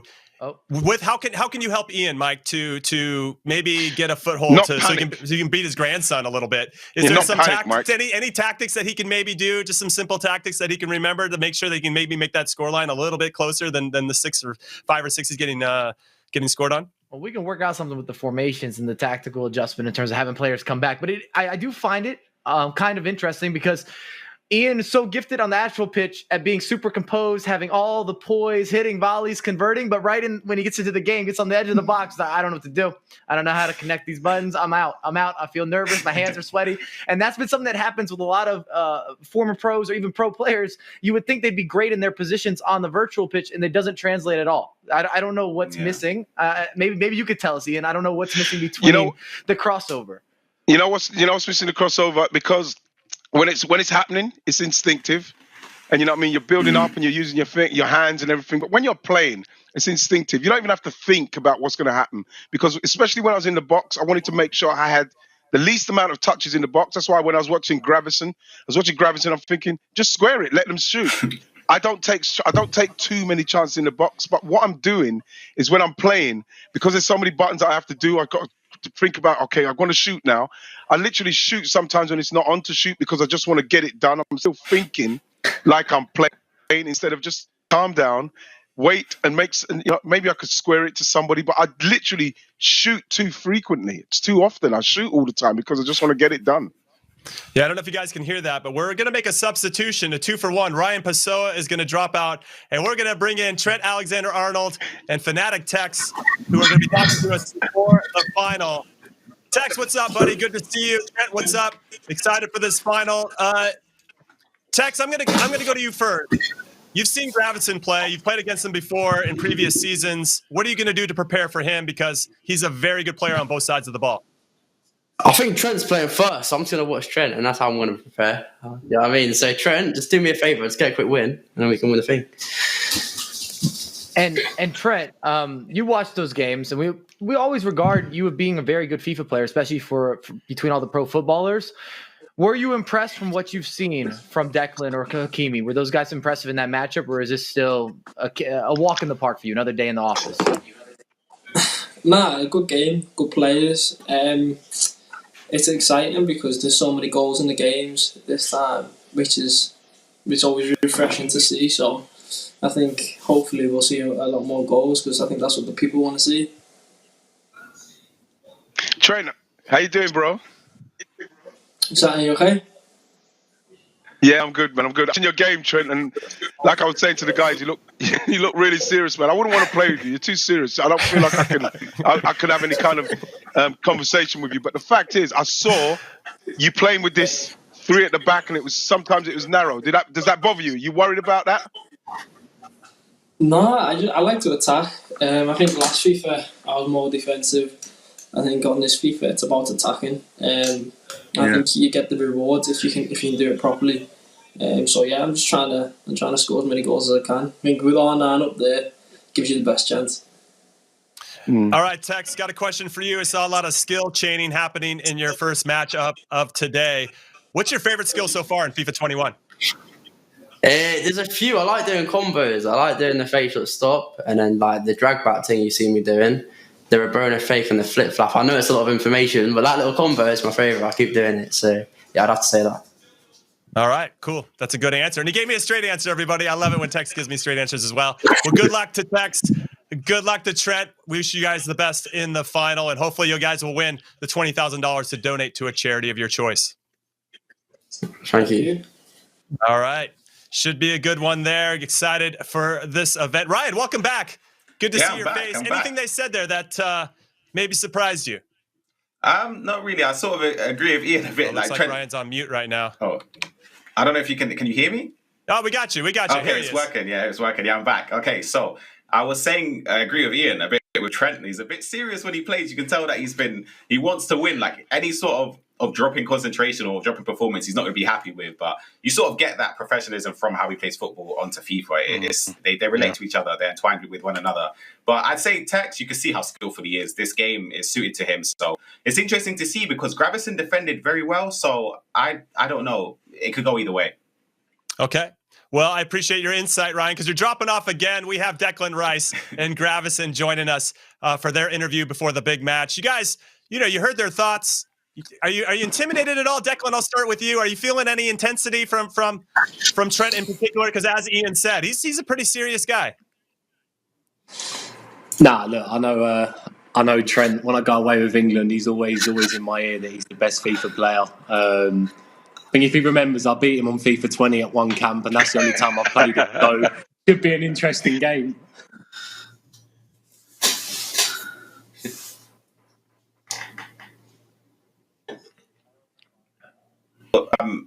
Wait. Sorry, Ryan, couldn't hear you? Yeah, I couldn't hear you. Yeah, I don't know. Can you hear me now? Yeah, I can. Okay, yeah, sorry about that. Yeah, I was agreeing with Declan there. I was speaking on what he said, how he's played already. So maybe that has you sort of have that advantage. But yeah, question for you, Gravesen. You've seen how Tekkz plays. Everyone knows how Tekkz is. He knows how good he is. But for me, anyway, the way you play, I admire it. I think you're fantastic defensively. So I'd say, do you think that would help the way you defend against someone like Tekkz?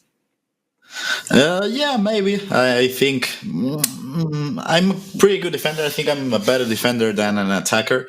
And obviously, Tekkz kind of scares me because of the way he chain skills and the way he's creative. But he scares me because every time I play against one of Harry's teammates, I lose all my games. So now his team are being fanatic, and I'm just looking forward to, I don't know, to beat one of Harry's teammates for one time, just one time. Declan, I wanted to ask you, I was watching your man Gravesen. He's got some unbelievable skills. But when you were watching him, when you was hoping that he'd finish that game off, was you getting nervous when he was getting in the box and not squaring it and not finishing the game? He didn't feel like he's being clinical enough for me. Yeah, he had a load of chances to put away the game. When he got one back, Levy in the 89th, and then he won the ball back from the kickoff, I was thinking, oh no, don't let it go 5-all on aggregate. But he won the ball back and he was solid, kicked it away, old school defending, and we got the win. Nice one. All right, Declan and Gravesen, best of luck for you guys in the final, and we too hope that you win and get that $20,000 to donate that money to charity. Let's go, Declan. All right. Trusting you. All right, here we go. The final is upon us. We have Brandon Smith, Mike LaBelle, and Ian Wright with the call of the game. 2 legs. 2 great matches in store for us, and it should be a great one to watch. Take it away, guys.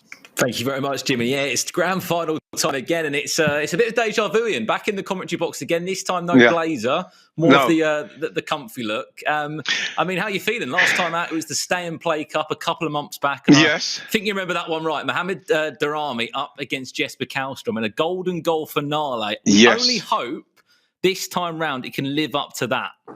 Well, to be honest, judging by the games I've seen from both of them, you know, the way they've played, there's been a lot of goals and a lot of chances. So I'm thinking that this one's going to be it's going to be very entertaining because, like I say, Trent has got the Darth Vader vibe about him, whereas you got like Declan is just like, you know, he's just like fun and games, like celebrating his goals. So I want to see how it goes. I want to see how it goes between them two first and foremost, because watching Gravesen and Tekkz, honestly, I'm looking forward to that one for the skills alone. But I want to see Declan and Trent who wins this one, because I know there's a lot of ribbon whoever wins that. Here we go then. As you said, this time round it will be obviously the professional footballer against the professional footballer. It will be Trent Alexander-Arnold up against Declan Rice. Gentlemen, off your phones now. It's game time for the grand final. And from the outlook on that, come to you, Mike, about the two teams. An interesting choice. He's gone for informed Kyle Walker at the back as Declan Rice. You know, a lot of people, you know, your modern day pro would happily go for a Maldini or Vieira at the back. Of course, these professional footballers might not have that sort of insight or that knowledge about Vieira being able to do a job in at centre back. What do you make of the two teams? Again, you know, we had a discussion. We saw Trent's team in that previous matchup and said that sort of head to head in the team wise, it looked like Trent was going to win that. This time round, it seems a little bit more equal in the two team choices. Much more preference-based between these two players, as opposed to there being a clear advantage for how Trent had built his squad in the previous matchup. I like both teams, and you might see an informed Kyle Walker because that's how you've been playing at home. A lot of people haven't started using the icons yet, and they have a lot of guys have been using that informed Kyle Walker, both on the competitive end, the intermediate, the beginner. I saw him in a lot of weekend league squads. He's dangerous. As you see the opener. Just like that, Trent Alexander-Arnold leaving where he left off. In his first game of the day, Zinedine Zidane, he's been one of the new names, Ian, that popped up in a number of teams over sort of the course of the matches today. And just speaking of icons, you're sort of given a lot of love to Ruud Gullit. Sort of the pros, they love R9, they love Ronaldo Nazario. He is the man that scores all the goals. On that list, who else do you look at on that icon list and go, you know what? They're a joy to watch, and they were a joy to watch when they were playing on the real pitch.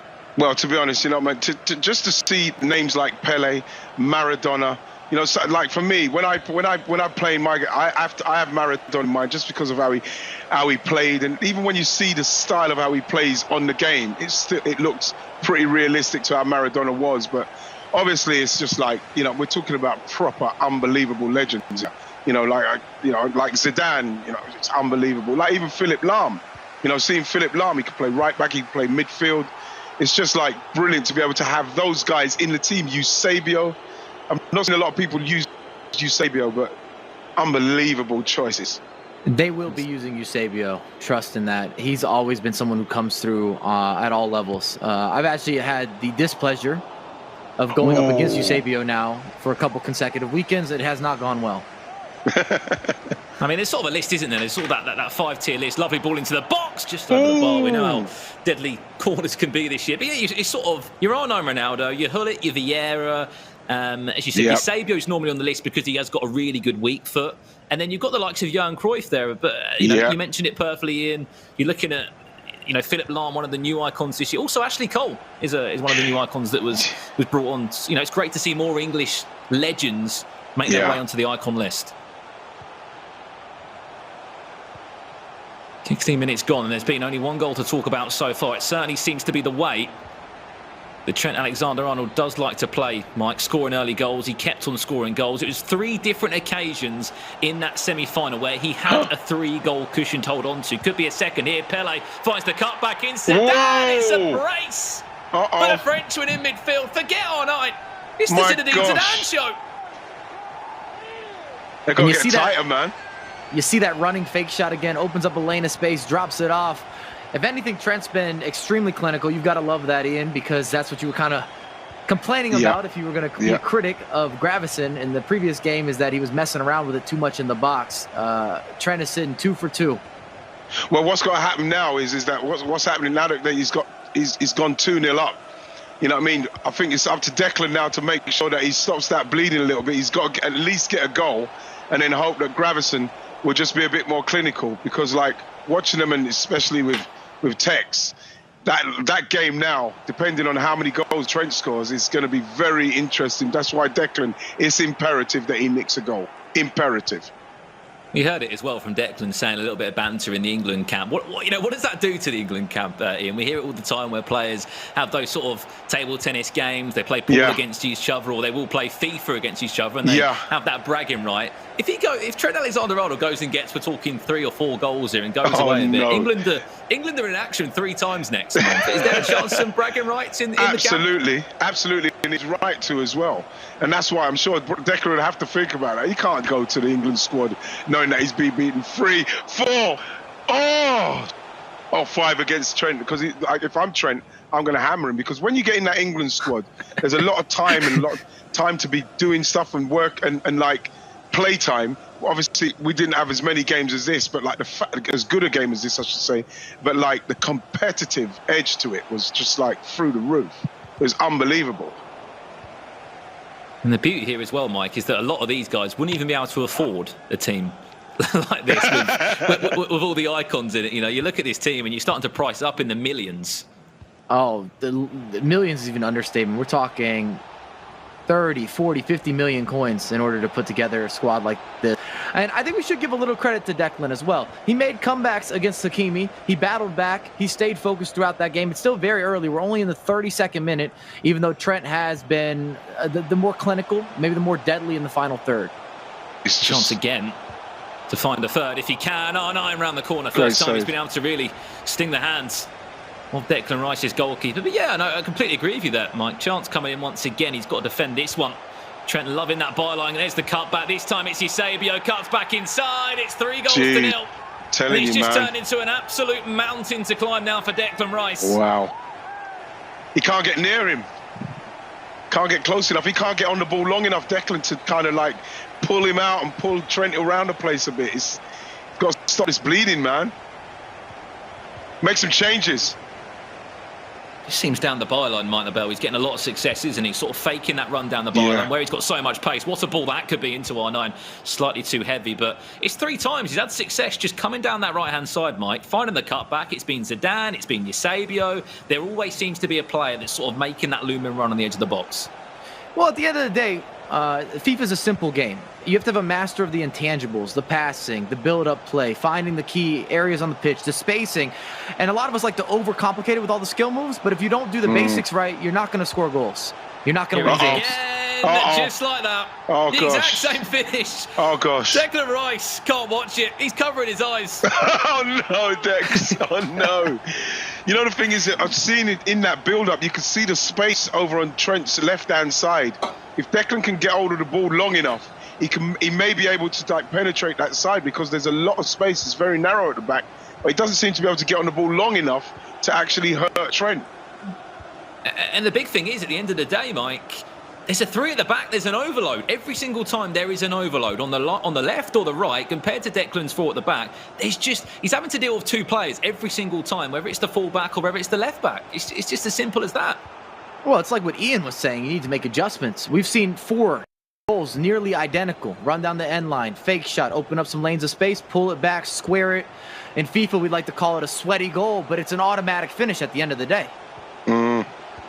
I mean, if he goes 4-0, 5-0 down before half-time, this is really going to get out of hand on the finesse. Great save from Lev Yashin, just to keep him in that game. But if you're 5-0 down at half-time, Ian, I mean, what were you doing? What are you changing? Well, to be honest, at the end of the day, it's not a case of he needs to do something, because he needs to get hold of the ball.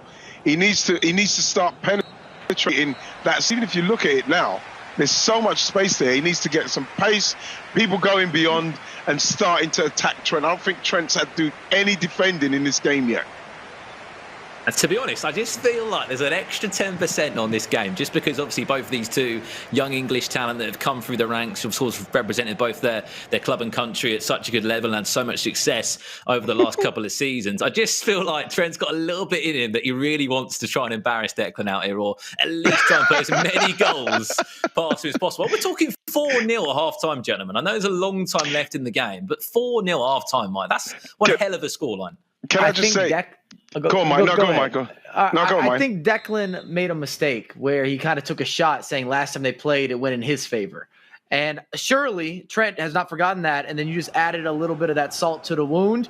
And he is not letting up. He's showing no mercy. 4-0. And I think this could get even uglier. Yeah. I tend to agree. But Declan needs to find some pride. You know what I mean? He needs to go back to that Tottenham-West Ham game, man. He needs to find that energy. I mean, one thing we look at on that semi-final, we had a lot of success with Garrincha on the edge of the box. Obviously, the Brazilian icon was able to sort of wrap his leg around a couple of finesse shots. I think he scored 2 or 3 of them. I remember Richard Buckley getting very excited on the goals as we were just watching it in the background. He just hasn't been able to do that this time round. You normally edge of the box, there's a finesse there that has been open. We need to see, he needs to get his goalie off corners first and foremost. Declan, get your goalie off the corners. If you're asking to concede 5 or 6, that is not the way to do it. And again, it's just like that. It's in 2 passes. What's that back post? There's a ball waiting to be played. He's just got his passes confused. It's not great from the fullback either. It's this area here now. This is where he needs to. He needs more. Look, there's not enough support around him. Right. See, Trent, man, and it's really weird because even at the half time, it's the first time I see him smiling. So he's obviously very comfortable. To be fair, one thing we haven't seen yet, Mike, is more of a sort of tactical change formation-wise, whether that's in-game custom tactics, get that depth higher, maybe constant pressure on heavy touch, just small little interchanges. I know they don't naturally always come to someone that doesn't play a lot of FIFA, but just if you can, get a pro that's with you just to give you a little nudge and say, come on, change this, get your players a little bit higher up the pitch. Yeah. Because time's running out. Yeah, I was wondering if we're going to get a Gravesen halftime talk here. Maybe he's dropping some text messages, let's make adjustments. Well, I was expecting to see some team press just to disrupt the pace, because all of this is in a flow or a free flow that very much so favors Trent, and that's why he's been able to score the goals, make consistent chances. Chance. Could be a goal back for him. Fantastic block at the back. I think See, that's the that time. That's the one. That's the place. That's the place to hit them. That's the place to hit Trent. The main thing now is to make sure that he doesn't let the game totally run away from him, so he can give Gravesen a chance to get back in it. Gravesen's going to have to be clinical now. And let's not forget who Gravesen is playing against, gentlemen, in the grand final. He's playing against Tekkz, one of the most successful players in the last couple of years, achieved so much, won so much, and if there's anything to go by on his last performance, this man ran the box is so deadly. Could be 5, it will be 5, and to be honest, I don't see 5 goals coming in the second leg from Gravesen, in all honesty. Wow. Yeah, Declan's not living this down. You said this was going to carry over to the locker room. Yeah. I feel as if Trent's going to supply him with a controller as a gift every morning when they go to training. It's just a friendly reminder. Just a friendly reminder. What's really frightening right now is to look at how Trent is still got the 1,000-yard steer on. He's not even. You'd think it's still 0-0. This is what my grandson does to me.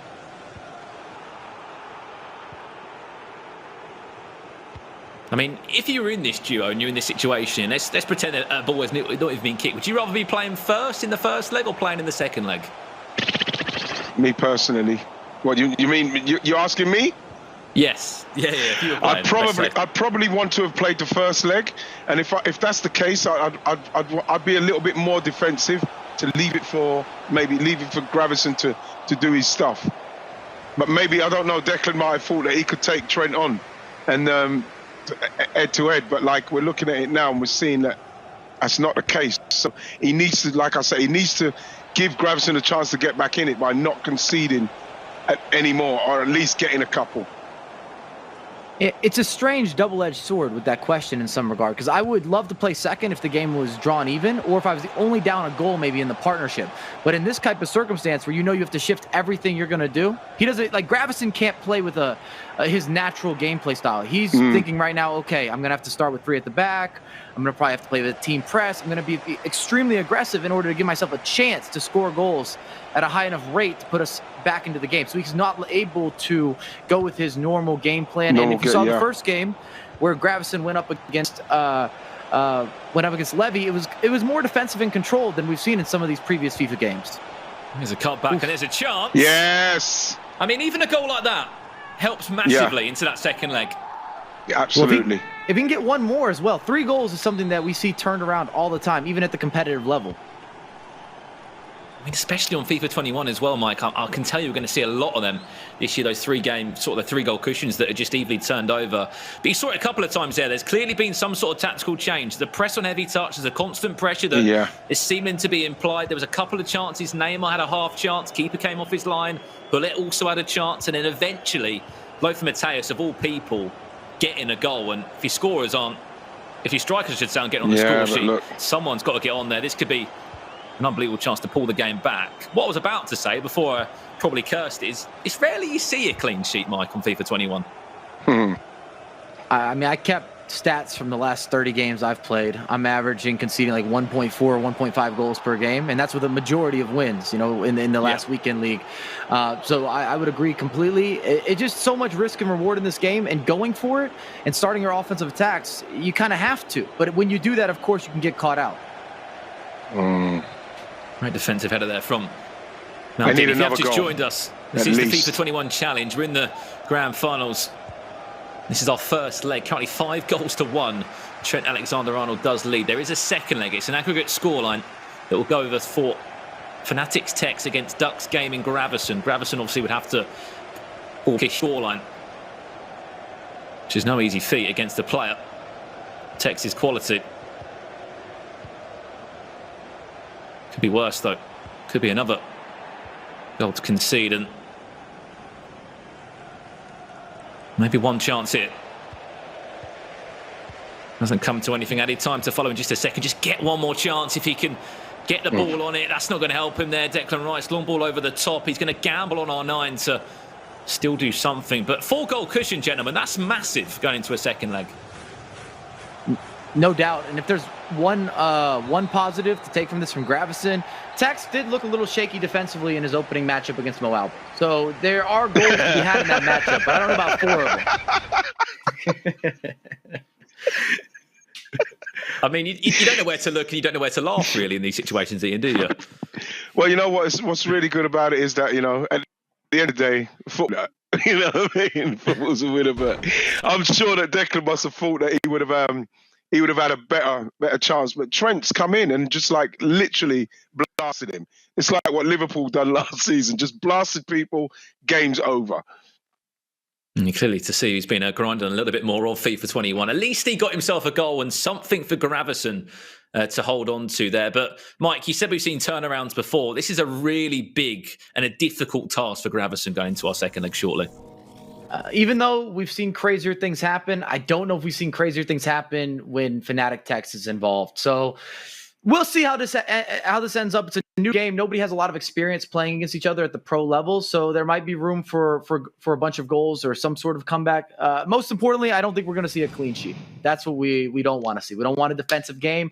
I want offensive onslaught, back and forth, team pressure, aggressive play. Give us all of it.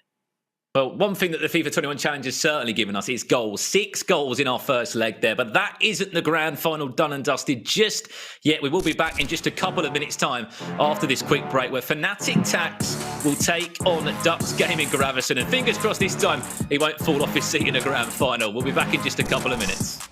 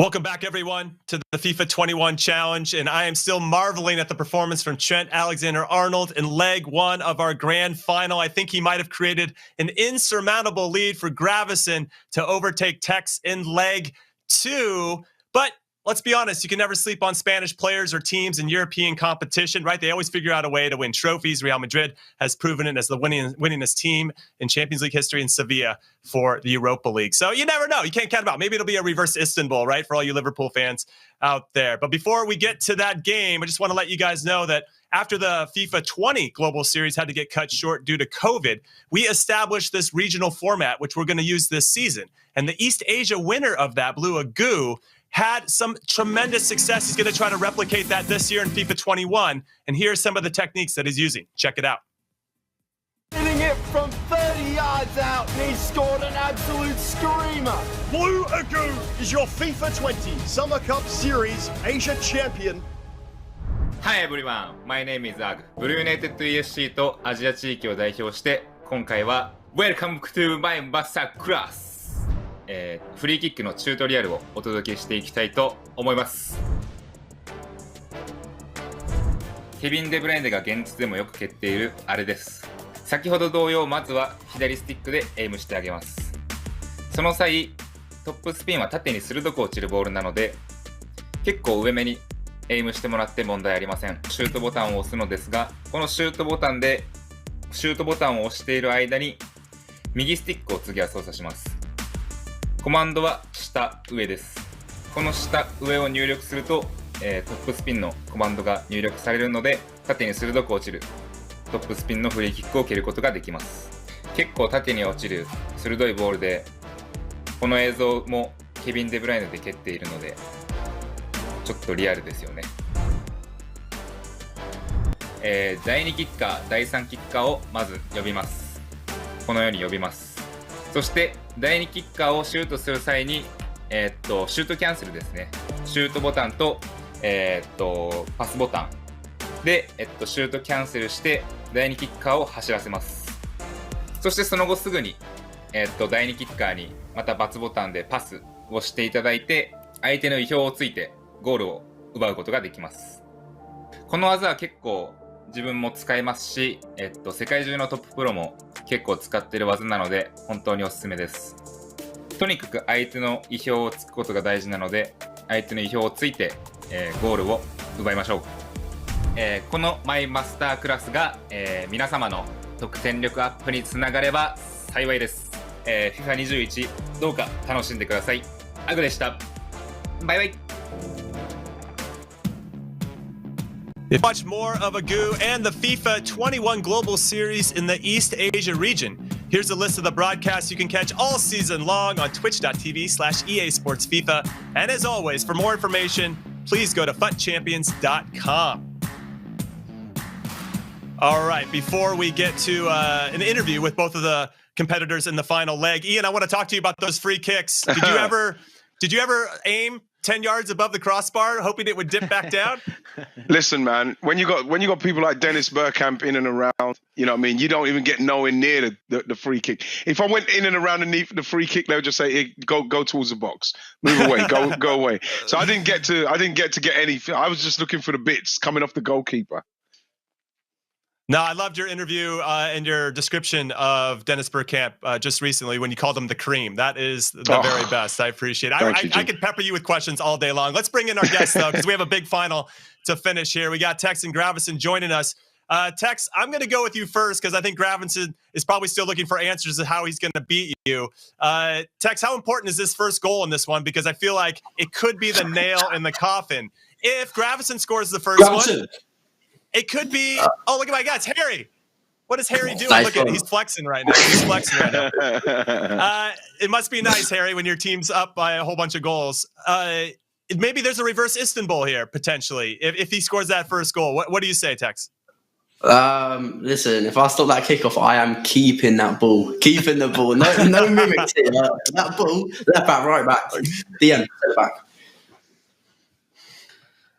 You know, I was going to say Gravesen. So now you obviously you have to change some form of ploy. I heard someone saying that you have to change your natural game when you're watching all those goals going. What are you thinking? What are you thinking? What you got to do? That I'm a pretty bad player when I am down. So I don't know. Every time Trent scored a goal, I was like, "Man, Declan, man, you're doing it." It is what it is. I guess to close this up before you guys get into the game, I was going to ask, where is Harry? I hadn't seen him. I just saw the bucket hat. Has he been doing any coaching between the matches or halftime talks? There's things that we're not seeing. Tekkz, he's been in the room. Give us the scoop, because I know you and Harry have this partnership that's really been working and free-flowing so well in FIFA 21. Nah, so I told him before the game against MoAuba, and just sit in the room with me so I can talk to someone. Yeah. So the game's about to start. I call his name. Yeah. No reply. So I go on Snapchat to try and talk to him, and he's at Box Park. You know, that's not a real friend right there. That's hilarious. All right, Gravesen, one last question for you. Was Declan Rice your favorite player after the semifinals, and now maybe he's not your favorite player anymore? Well, he won the first game, so just I don't know. And he was a pretty fun, pretty good man with me, talking through Twitter. So I kind of hate him a little bit right now, but well, it is what it is. As you said before, we appreciate your honesty. Well, best of luck to you two in this final leg. And now I'm going to throw it over to Brandon Smith, Mike LaBelle, and Ian Wright for the call of this one. What should be an exciting one, especially if Gravesen can get that first goal. Take it away, guys. Thank you, Jimmy. Yeah, it would be absolutely remarkable. I mean, it'd be probably be on the top of the list, wouldn't it, Mike? In terms of FIFA esports comebacks, we've seen some pretty impressive ones over the years. But 4 goals needed. I'm just excited to see how Gravesen comes out and plays this game. Surely he starts with 3 at the back and he just says, "You know what? I've got nothing to lose. Let's just try and get as many players forward and try and score as many goals as possible." Well, I'll tell you what, I like having a track record. I like measurables. Don't get me wrong. I love a very strong subjective opinion, but I've never seen Tekkz give up a 4-goal cushion, especially not in a singular match like this. So you've got to think Tekkz is going to close this out, and Gravesen didn't sound too confident. Well, here's a look at the teams quickly, and we'll come to you in a second, Ian, on it. You can see how both teams are lining up. Pretty much similar. Petr Cech, one of the new icons for this year that has been introduced into FIFA 21. The only difference is Pele getting the nod for Gravesen.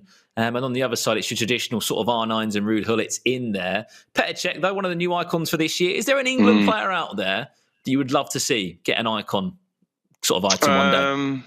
It's a difficult question, I know. It's a very difficult question. Has Paul Scholes got one? He does. He does indeed. There's, to be honest, they're kind of covered in respects of the icons. Let me see. Who else could have? Has Tony Adams got one? He hasn't yet. Yeah, I'd like to see that, man. He was amazing. Roy Keane? Yep, he's in the game alongside. There's a handful of likes of Steven Gerrard. Steven Gerrard. I thought Steven Gerrard for Lampard had got one. Rio Ferdinand, of course, in the game. He's Yeah, been one of Rio's quite in the popular game. icon, actually. Yeah, I saw Rio There's in so one of the many to games choose earlier from. on. I mean, speaking of new icons, Mike, out of the handful that were introduced this year, one of them that you would love in your team if you could? I mean, I would take Puskas in a heartbeat. Wow. I just think he'd be fun to play with. I mean, why not? Give me the skills. Give me the finishing. One of the best goal-scoring records of all time. Yeah, Beckenbauer needs to return to the game. I want him back. Beckenbauer, man.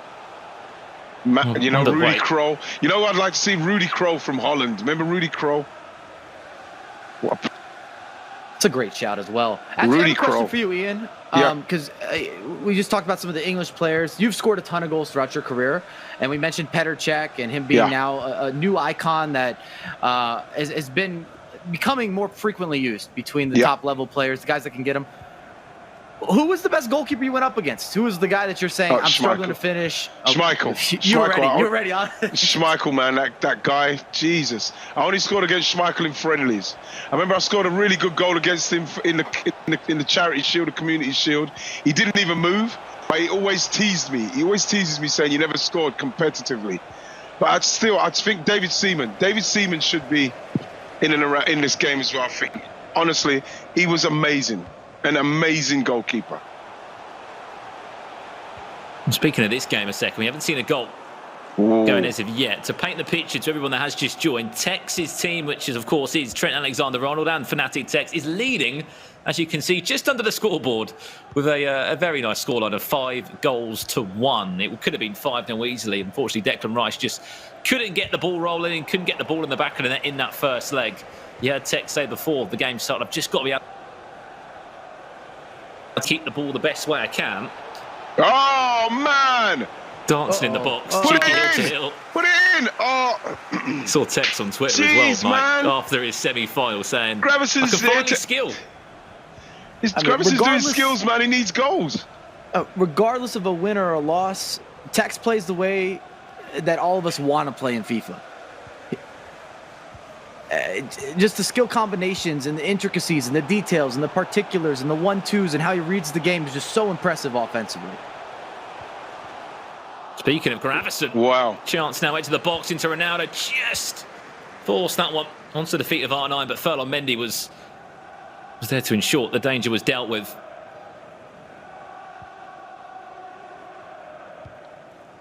You know, speaking of Tekkz, it's great to see that he's obviously found his rhythm again, where he can put out these elasticos and these hill-to-hills, and whatever the flick, whatever the skill move, he seems to have it in an abundance. This is good play. Neymar does very well. Seems to all be through out wide. Just throwing it. Referee says play on Carlos Alberto, the right back of choice for Gravesen here. I mean, the first goal is everything here, gentlemen. Of course, if Tekkz gets it, it's a 5-goal cushion. We really know it's game over at that point. Long ball over the top. I think he could just be offside. Mbappe slightly too keen off the mark. Guys, can I throw another name in respect of an icon that maybe could be in and around the game? Throw it. Paolo Rossi. Honestly, it's when you get into discussions like this, there is so many. Honestly, it's just like Paolo Rossi. Honestly, there's so many that could obviously pop up and could really feature. And the great thing is, you know, pros then have the opportunity to put them into their teams where some of them, like R9, you'll never find, I don't know in your opinion, Mike, you know, in your eyes, who's the closest player that's come to R9 in the last sort of couple of years? Wow. Probably an Mbappe, even though it's not an icon, just in terms of some of the similar traits, being explosive, having the skill moves, also being physical enough and athletic enough to also have that presence that gives you enough balance to play him as a singular striker if you want, or have him as a winger. But when you talk about icons, I've been thinking about this. I want Francesco Totti.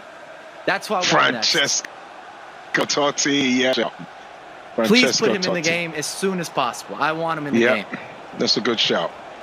Oh, here we go. Here's Tekkz. This is exactly what he's all about. Neymar with his own trademark of rainbow flick. Some awesome skills here. Lovely ball over the top. Gravesen still hunting for that goal. 36 minutes gone in this game. Valuable time already been lost. Zinedine Zidane, I can get the words out of my mouth, into R9. Chance to Mbappe. There's a goal. Oh, no. And there's a little bit of hope. 38 minutes into the time.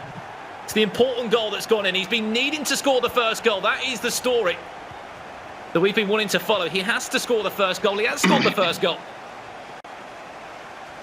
He has to play a perfect game, but he's off that start. Now, something that I like that Gravesen did to start out this match, he didn't shift his style. He's not overly ambitious or overly aggressive.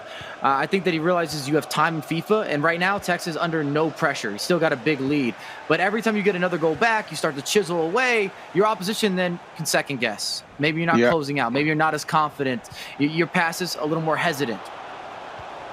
Oh, that's fantastic. Could be a chance. Could call it That's off. fantastic. Oh, there you go. That's not what he wanted to do. Man. He tried to play the offside trap. We know the high risk, high reward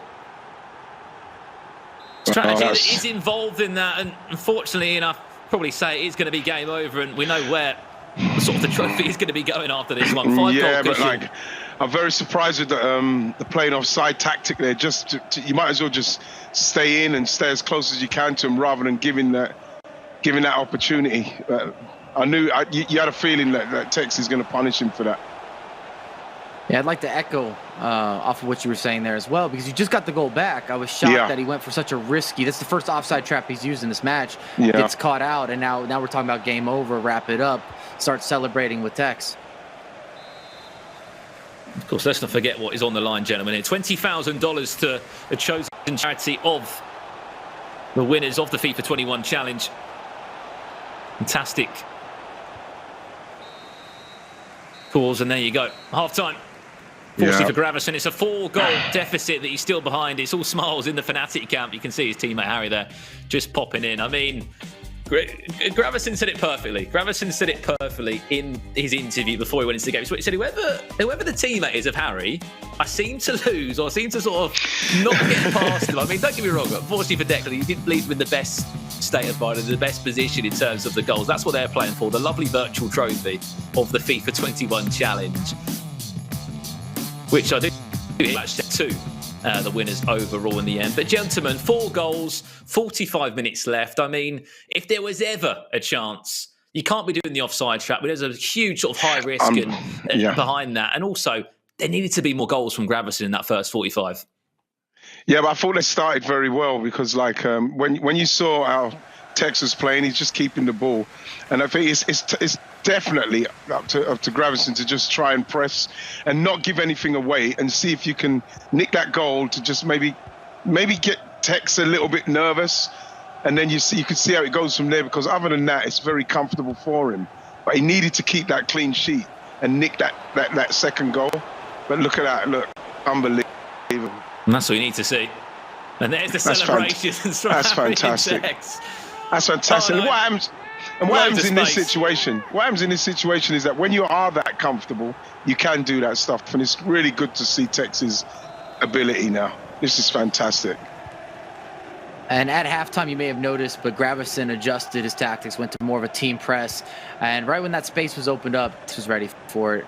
Started off from kickoff, swinging side to side, looking for his gaps, finds the gap, little fake shot, easy finish, 5-star weak foot from R9, back of the net. 5-goal spread, and I'm expecting this to turn into a Tekkz showcase now, where he's going to try to show you all the flicks and the tricks. Be nice.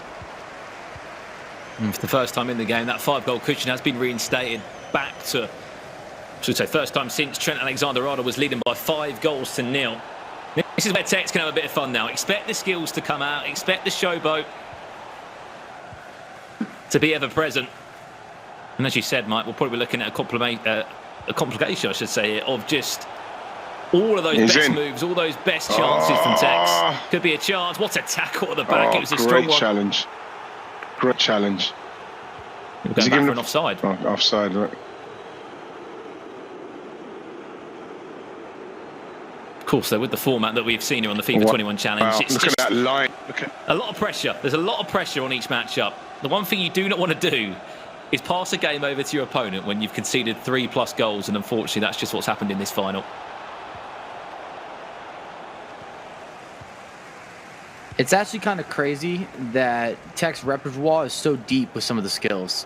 Some of these skills you just never use in competitive play, so the fact that he has it as an instinct or somewhere that he can include it into his gameplay, it's almost as if you're watching someone who is strictly a skiller playing FIFA at the highest level.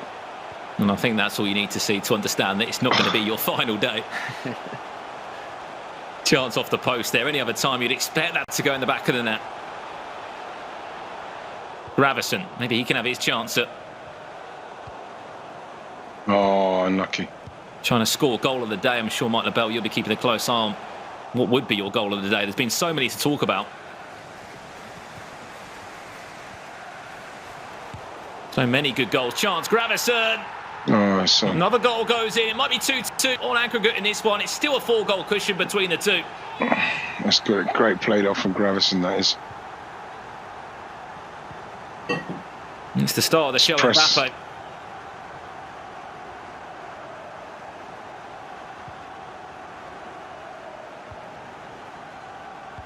Mm, 23 minutes left. Press. Just don't think there is any way back into the tie. We'll see another pause come in now from Gravesen.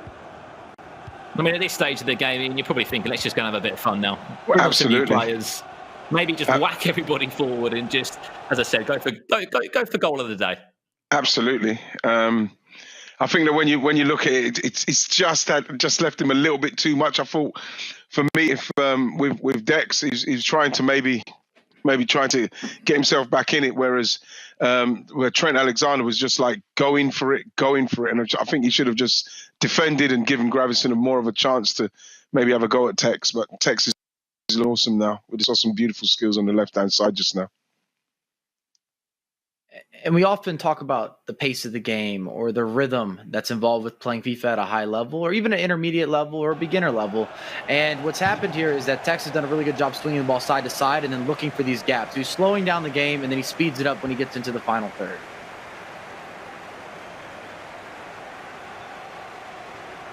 I think control is the word that we probably use from this second leg from Tekkz. He's controlled the game, and when he's got that 4-goal cushion, he can certainly do that. I definitely agree with you in there. There was a little bit too much to do. The job was slightly too big for Gravesen. And we're talking about a player of a caliber that he's probably not been in that situation too many times in his career. Almost definitely. I mean, it's probably the worst opponent you can face when you're 4-0 down. Yeah. Oh, lovely. You can see how many blue shirts are forward now, like 6 on every single attack. There will be gaps that will naturally appear. But at the end of the day, he knows it is game over. 4 goals behind. As we said, $20,000 will be awarded to, of course, Fnatic, Tekkz and Trent Alexander-Arnold. They will donate that money to a charity of their choice, alongside being crowned the FIFA 21 Challenge Champions, the opening tournament of the FIFA Global Series. And I mean, in the last 10 minutes, Mike, just a word on the Global Series this year. It looks like a packed year, of course, a different year, but it should still be living up to the same hype with so much more prize money on the line. I think it's an extra $1 million in prizing over the year, plus just so many tournaments still. Yeah, I'm really happy as someone who's a fan of esports and the competitive ecosystem, just seeing how many different events are happening, how we've been able to adapt in many ways, and then the opportunity for all these pro players. Because you're putting in so much time to the game, and they were even on the trailer side, and you saw the esports pros featured, which is really unique. As someone who's played FIFA for well over 15 years now, every single year, as an enthusiast, this is the first time they've ever seen the esports guys or the pro players focused on with trailer drops and really being a priority regarding the gameplay and all these different events. So it's cool to see how EA's been able to pivot to have so many different tournaments when we're going through such a critical time with this global pandemic. And on top of that as well, of course, qualifiers kick off next month in November, then the tournament start flowing all the way up from December onwards. Gravesen gets another one back, still needs 3 goals, and I mean, there's just not enough time here. I mean, looking at sort of how the tournament has played out today, and deserved winners overall? I'd say, watching the way Trent and Tekkz have played, they've been pretty good. Although I have to say, Gravesen and Declan were very good as well. Hakimi was very good, but you know, you give a player like Tekkz that kind of time in respects of that kind of distance, in respects of goals. Beautiful goal there, and you know, I mean, you're gonna have a very high hill to climb. So you know, it's been tough on Gravesen. I feel for him. I think that the tactics should have been to keep it down to a minimum. And give him a chance in the second game, you know. I think there was I think what we said on that, Ian, as well, there was just so much pride, wasn't there, in terms of England against England, 2 teammates there, but it's pretty much job done. Referee, we just got one more free kick to play in, but we know who our FIFA 21 Challenge winners will be. Referee, conclude the game. There we have it. Congratulations to Fnatic, Tekkz, and of course, Trent Alexander-Arnold of Liverpool. They will be your FIFA 21 Challenge champions. And it's the perfect start to a busy FIFA Global Series season. $20,000 to a charity of their choice. An incredible scoreline and no reactions at all from those two. Huge congratulations in the end. The deserved winners. Plenty of goals to talk about, but it was just all done in leg 1. Trent Alexander-Arnold with that 4-goal cushion, Mike. It was just, by that point, it was game over. Yeah, Tekkz should be sending a thank you to Trent Alexander-Arnold, and Declan Rice should be sending an apology to Gravesen. Amazing stuff. Ian, thank you so much once again for joining us in the commentary booth. How did you enjoy that one? A little bit of a different final to the FIFA Stay and Play Cup, but still plenty of goals to talk about and plenty of flair from all of our FIFA players here.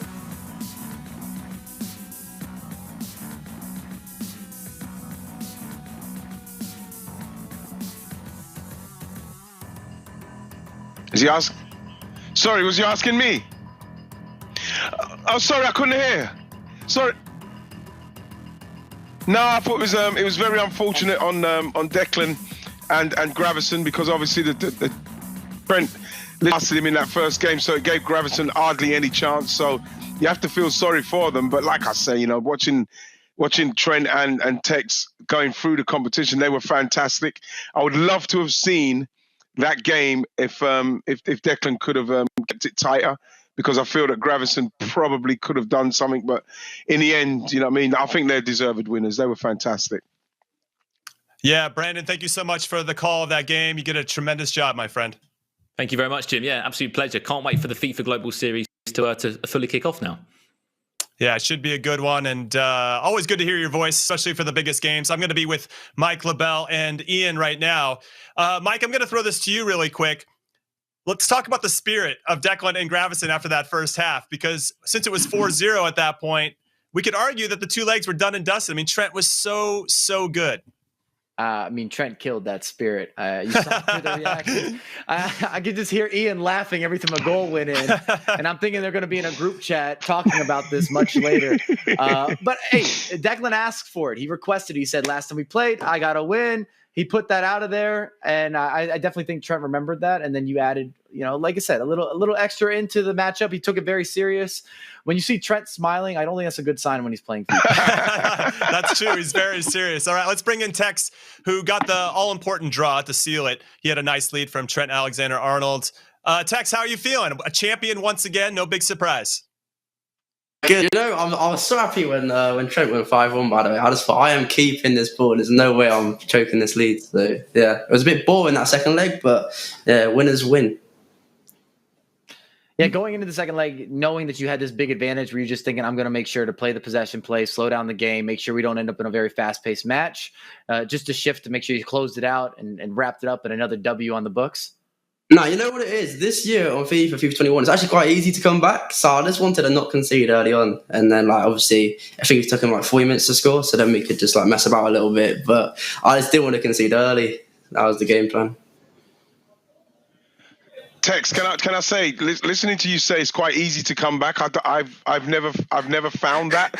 So in respects of when you say it's easy to come back, what do you mean by that?